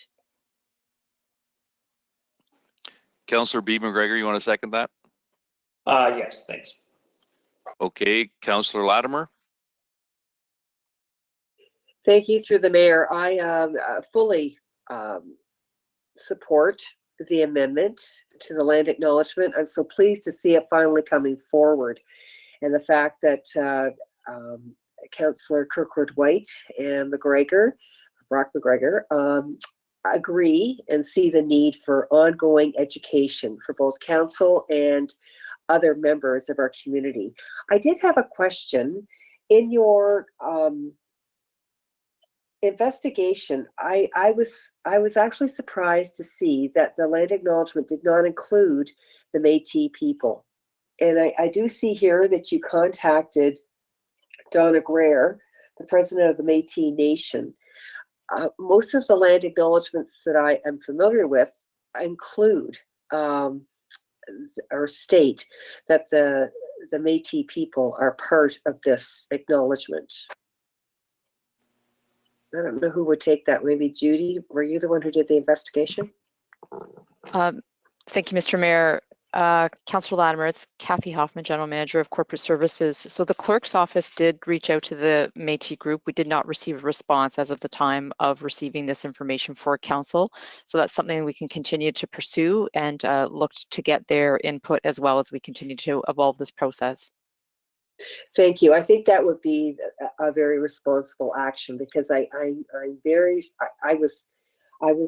be concerned to think that we wouldn't be open to a revision of this based on the response from the Métis Nation. Thank you.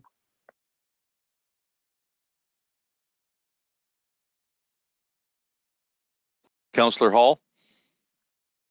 Thank you very much, Mayor Caniff. Yeah, I had the opportunity to connect with some local residents who have connections or are members of Walpole Island First Nation, and one actually specifically that focuses on First Nations issues and topics, I guess, with one of our local school boards. So everyone I spoke to, they were very supportive of the wording of the land acknowledgement in this report, and we're happy by this commitment being made by council. And I believe I'm fully in support of the amendment as well. And I think the people that I spoke with would be very supportive of that as well. And just to encourage that ongoing collaboration and engagement with the First Nation communities that are connected with Chatham-Kent. So fully in support of this, and I hope the rest of council is as well. Thank you. Okay, seeing no other questions, we'll put it to vote.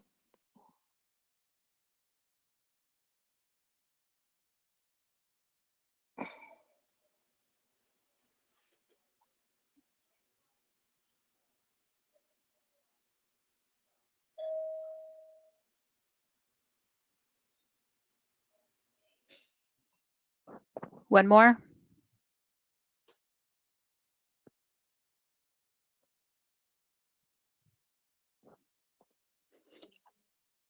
All votes are in. Motion passes. 12B, motion by Councillor Thompson, rework from home policy program. Councillor Thompson and Councillor McGrail, can I get the two of you to put on the floor, please? Happy to put that on the floor, obviously. And seconded. Councillor Thompson, you got the floor. Thank you very much. I think it's pretty self-explanatory. I just wanted an opportunity to speak to it. Had a chance to work with Ms. Hoffman in regards to some of the wording and some of the intent. Had a couple of calls from councillors curious as well.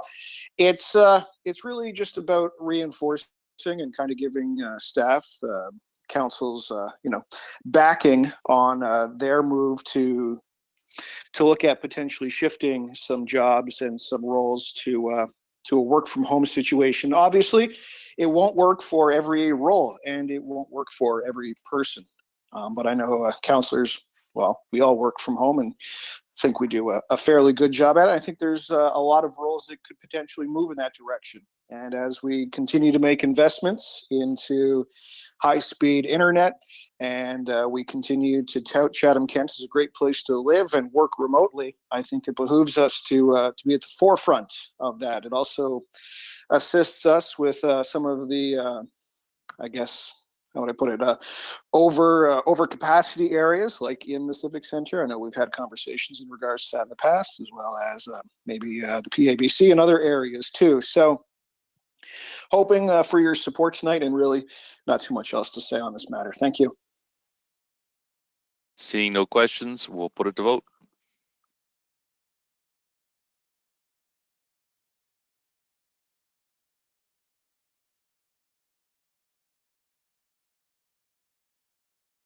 All votes are in. Motion passes. Okay, we received no notices of motion, no new notices of motion. So we'll move on to closed session reports. Councillor C. McGregor.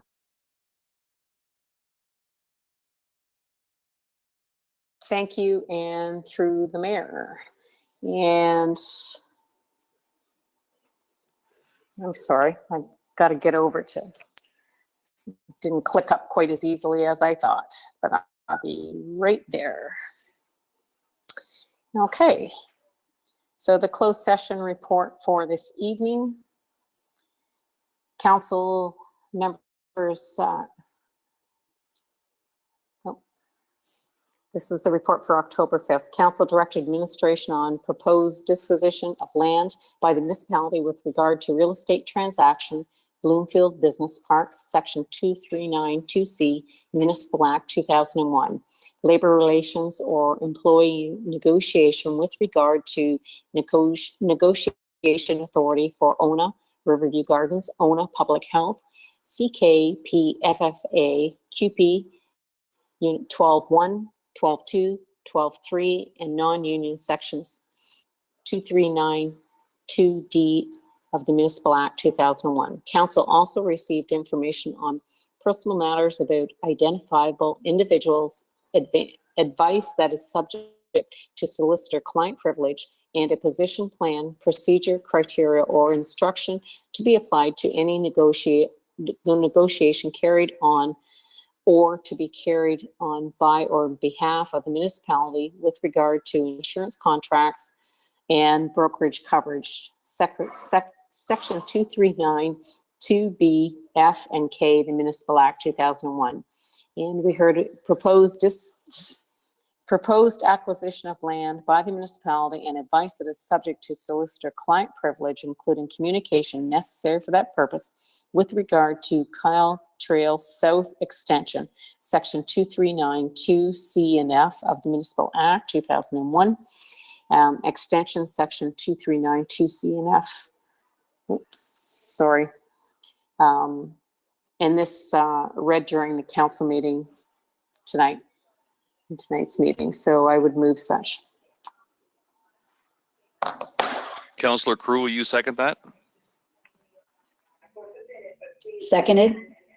Okay, seeing no other questions, we'll put it to vote. Hey, Worship. Oh, Councillor Pinsino. Yeah, could I just have it noted that I have a conflict of interest in item number 5, labor relations? Yes, duly noted. Thank you. Okay, we'll put it to vote.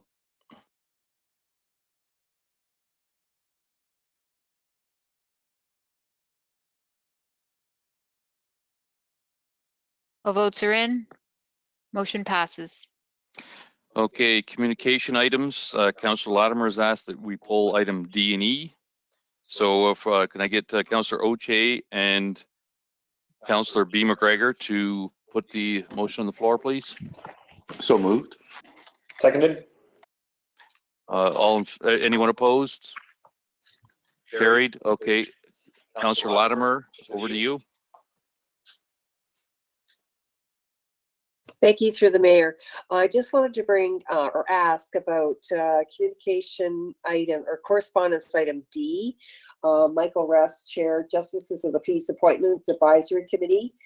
is asking that we reach out to our Indigenous communities regarding the justices of the peace bench appointments and postings. And I checked with Ms. Hoffman earlier, and she confirmed that we would not automatically reach out to the Indigenous community. We would expect like other members of the community just to monitor our job postings on our website. So if I could request that this be put on these job postings, or a link to it be placed on our website, and that we reach out to the Indigenous communities to notify them if they're interested to monitor or look at the website.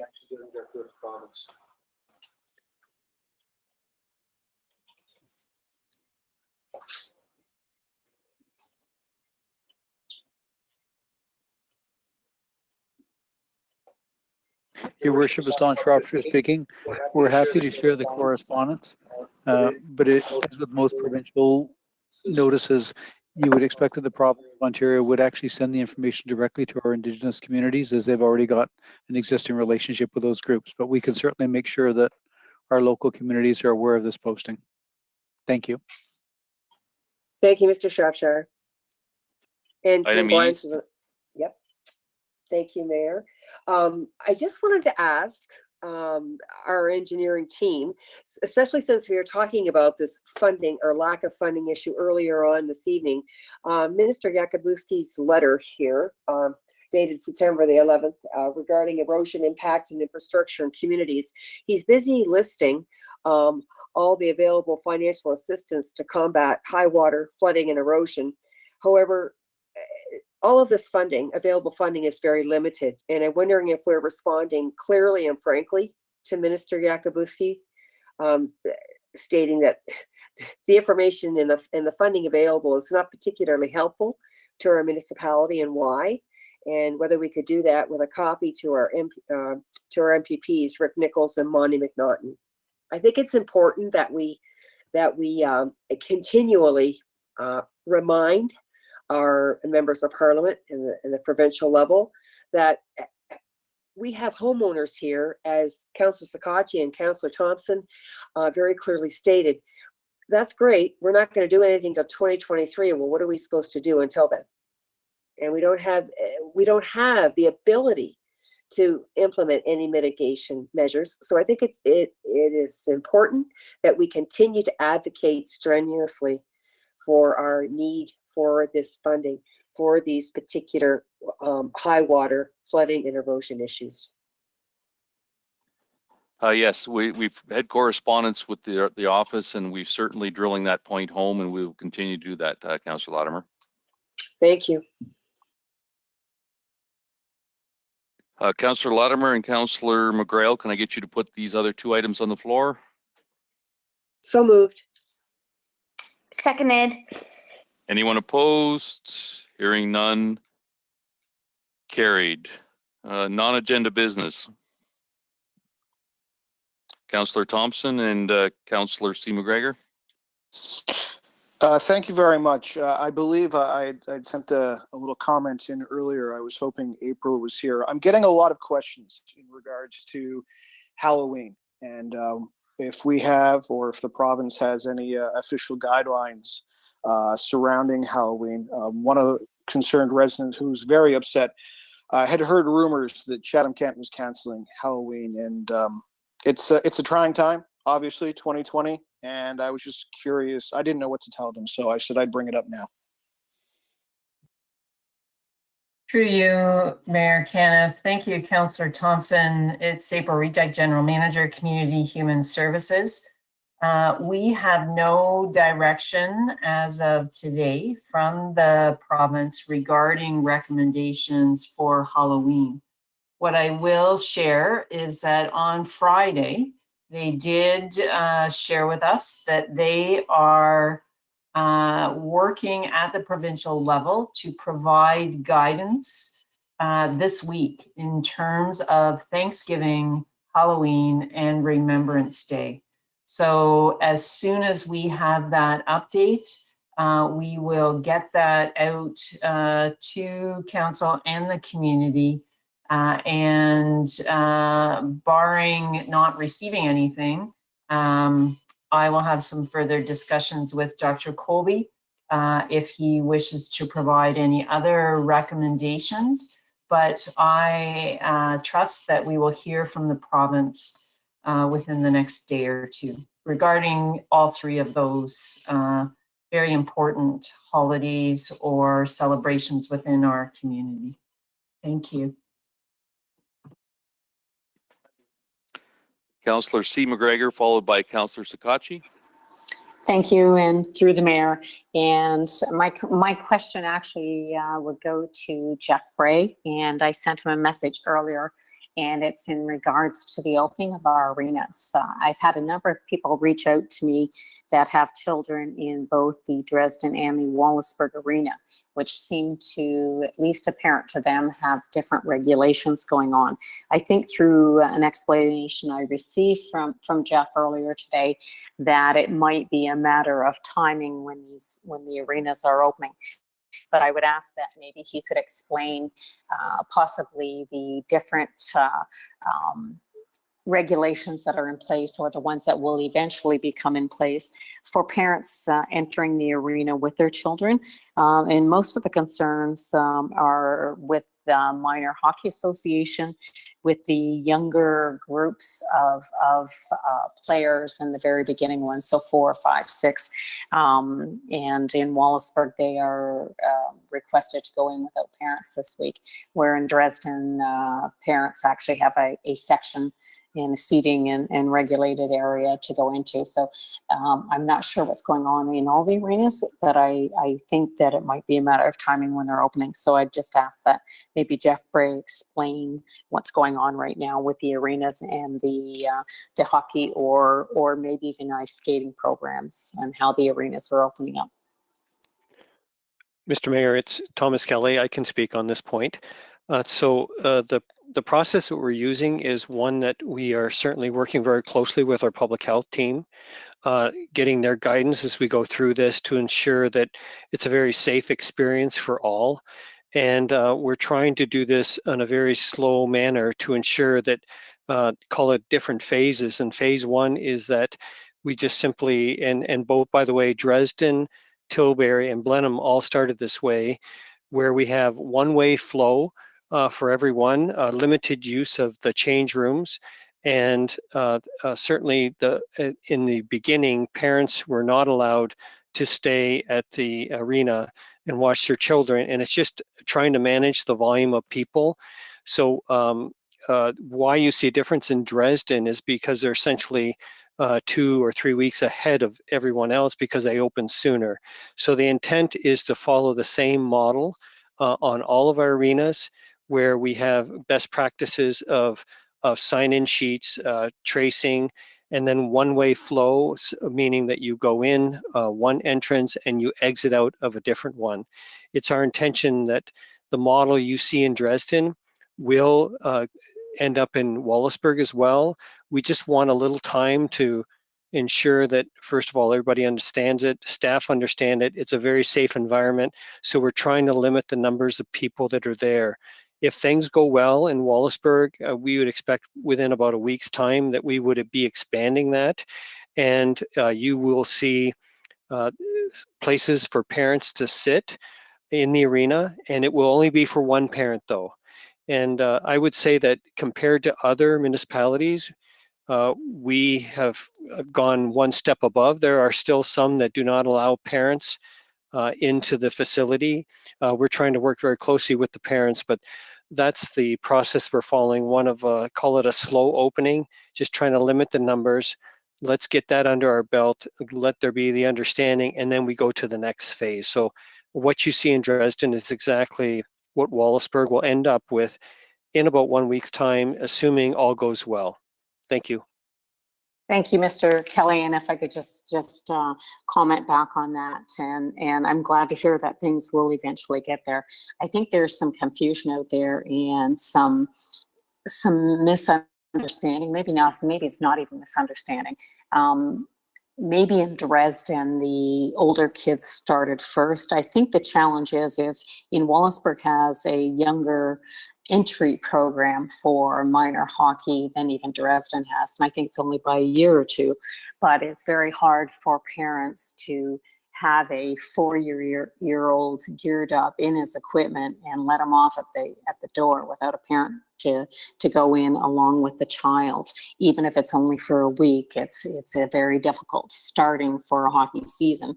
And parents are paying in the prices of over $800 to minor hockey for the kids to be in hockey. So that in itself makes it very difficult. So I think sometimes that, you know, I know this is all new to everybody, and the understanding of how we move through these and how we get our facilities opened up. I think it's absolutely amazing that our facilities are opening up.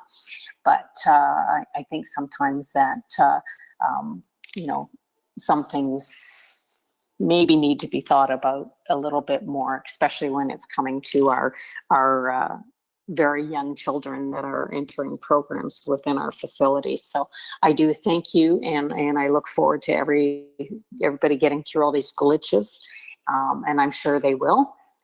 So thank you for the information, and I will just tell people to hang on, and hopefully things will go well for the first week or so. Thank you. Councillor Sakachi, followed by Councillor Hall. Thank you, Mayor Kenneth. Mr. Kelly, the question is to you again. Sorry to keep you so busy here at the end of the meeting, but I've had some more inquiries regarding the a little bit more flooding that's occurred on Erie Shore Drive over the last couple days, and some of it has to do with some empty lots, from my understanding. So just because I've received at least 3 or 4 comments in the last few days, can you just kind of comment on where we're at as regarding phase 2 and kind of what's transpiring now? Thank you, Mr. Mayor. So at this time, we had 2 demolition orders on 2 separate buildings. One is down and the other one is in process. We had our building inspector. There's 2 other properties that are in very poor shape as well. And what is happening is that anytime we have a flood, we have significant cleanup from that flood, primarily from these buildings, amongst all the debris. Our chief building official has looked at those 2 buildings, and he's not prepared to issue a demolition order. What the demolition order would do for us is that we could clear out that area, and then we could do some proper mitigation pending the authority of the owners of the property. We are still going to be in this situation, so our hands are somewhat tied here. We don't have access to the private property, and ideally, to really fix the problem, we need access to all 4 properties. So it's a challenge we have. It's because it's private property and we don't have the access, and at this time I do not have a workaround. We will continue to have to, anytime we have flooding, we will have to spend significant time with the cleanup. And I know that residents are doing the same because some of this debris is floating onto their properties as well. Yeah, that's the concern I'm getting mostly in regards to the debris, Mr. Kelly. So that's why I just wanted to see if there was any efforts to kind of mitigate that. But you're telling us that it basically is unfortunately coming from the private's property then, correct? That's correct. You know, we're 50% of the way there with 2 of the properties, but the other 2, we don't have authority to ask for the demolition. And secondly is that we still need access to the private property. I would like to also tell council that we, as part of our May 4th report, that we asked the residents of Erie Shore Drive to move forward with a petition. And as of today, October the 5th, we have not received that petition. We were hopeful to have that petition in July or August. At this time, we do not have an approved petition to allow us to move forward. So at this time, we still are holding with the current solution that's out there, and we are not putting any additional effort into a redesign at this time. Thank you, Mr. Kelly. And one last quick point in the open agenda, because I'm sure many councillors have heard this one here. Do we have a contact that we can reach out to that is more, I guess, easily responsive on comments in regards to some of the really derelict railways that we have in the area and the crossings? I'm sure many councillors can advocate to this, that we've been getting numerous amounts of concerns, and I've seen them myself driving over tracks that surprisingly haven't caused any flat tires that I know of. But just wanted to see if there's a better way we could approach this from council to advocate for the support of them fixing the issues in our community when it comes to the tracks, because I know that every councillor, I bet you, has heard those. I know Councillor Solomon brought this to the attention several times in the past as well. So just wanted to touch base with you, and it is not our responsibility to fix those crossings. If you can correct me on that if I'm wrong, and if there's anything that we can do to increase the communication with these other companies. Thank you, Mr. Mayor. So you are correct that the railways are not municipal property. They're owned by the railway company. So again, we have no authority to do anything with them. We do own the road up to that portion, and that we can take care of. So if there's an issue with the road leading up to the railway, I would ask that they write an email to ckinfo@chatham-kent.ca or call 519-360-1998. And very soon we'll be able to just dial 311 as well. So that's going to be an improvement for us, I think, easier for residents. When it comes to the railway crossing itself, we have reached out to them many, many times. They're always not so quick to respond, I would say. They're Canadian-wide companies, and they essentially have one crew that goes around all of Canada to fix the railway. So you may recall we had a huge issue at Kyle, and they came in at Kyle, they fixed that, and then they went to Bothwell and they did the area. That's the way they work. And at this time, we have no schedule from them that they're going to come back to the area. So something you could ask the residents to do is that, just to be sure that we have a record of their concerns, anytime we talk to them, we would be glad to pass that on and say, these are the ones that we feel you need to fix, and fix them as soon as possible. So again, that can be done through our 311 call in now, or the 519-360-1998 still works as well. And they can explain that they know we can't fix it, but just asking for a record of it, and we'll keep that record and we'll be sure to pass it on to the correct authorities. Thank you so much. That is helpful, and I think that's important that our community keeps advocating for themselves as well. Thank you so much, Mr. Kelly. Councillor Hall, followed by Councillor Kirkwood-White. Thank you, Mayor Kenneth. My question is for the Chief of the Chatham-Kent Fire and Emergency Services, Chris Case.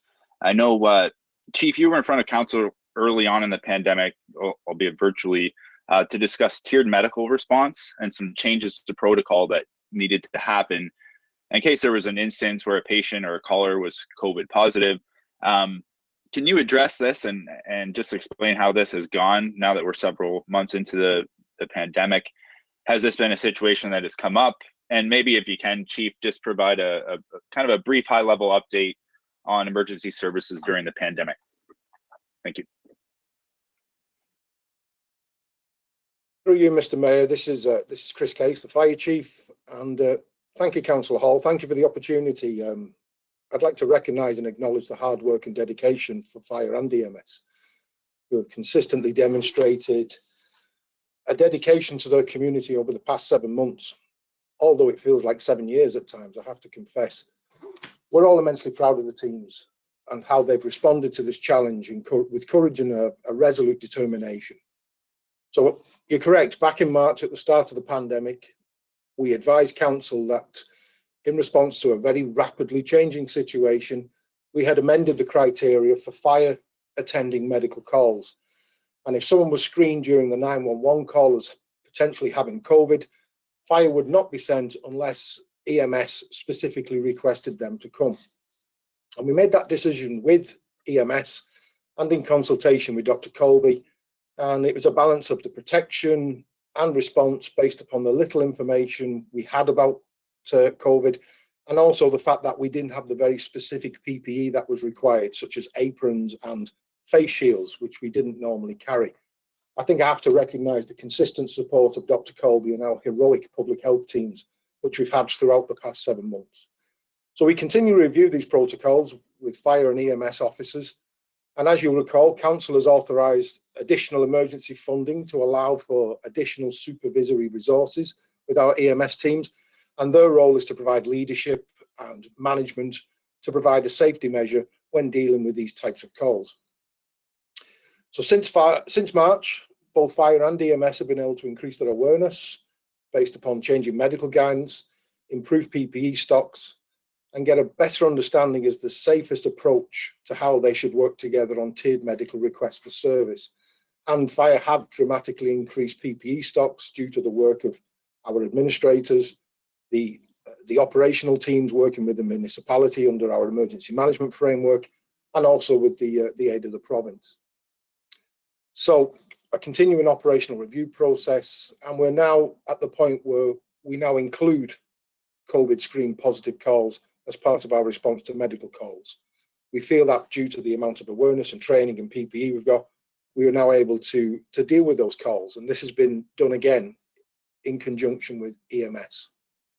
You asked about whether this had happened. Well, there's been several occasions where COVID patients have been transferred and transported to hospital.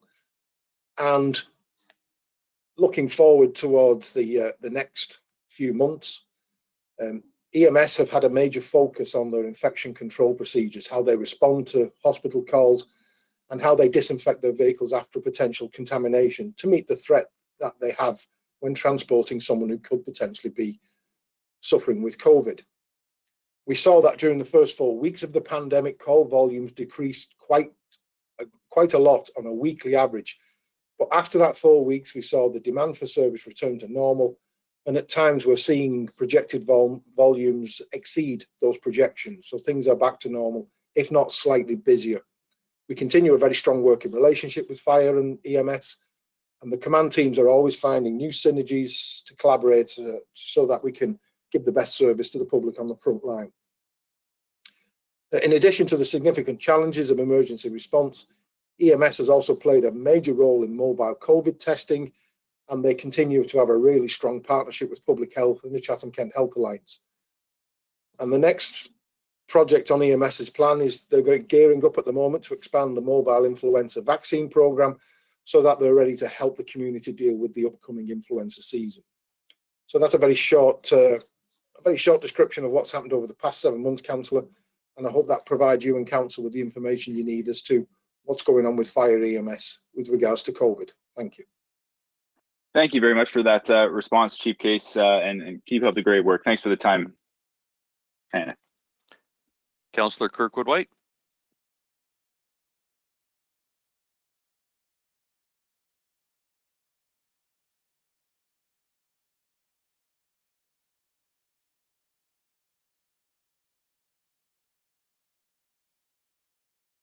Sorry, trying to unmute myself. It was a challenge.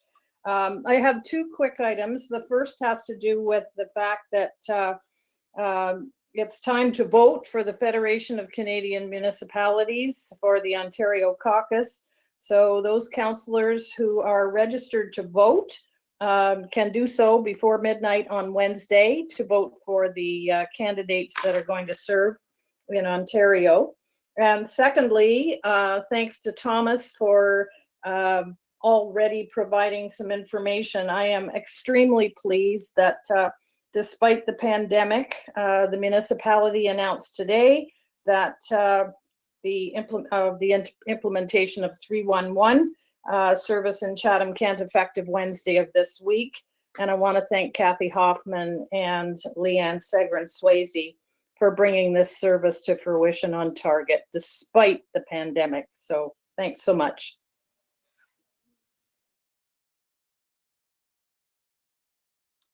Okay, seeing no other questions, we'll move on to the first and second reading, which will exclude, Madam Clerk, it'll exclude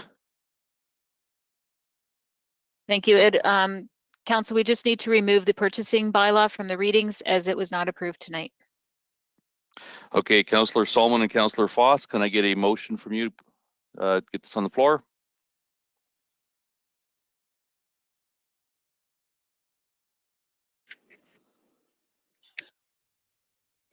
Mayor Kenneth, I'll move for Councillor Solomon. I think he might be indisposed.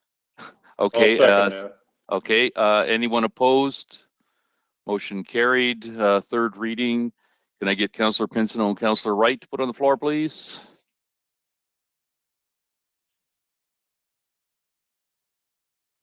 I'll move it. John. All right. Okay. Anyone opposed? Carried. Over to you, Councillor C. McGregor, for the final words. Thank you. And I'll make this simple because I'll move this.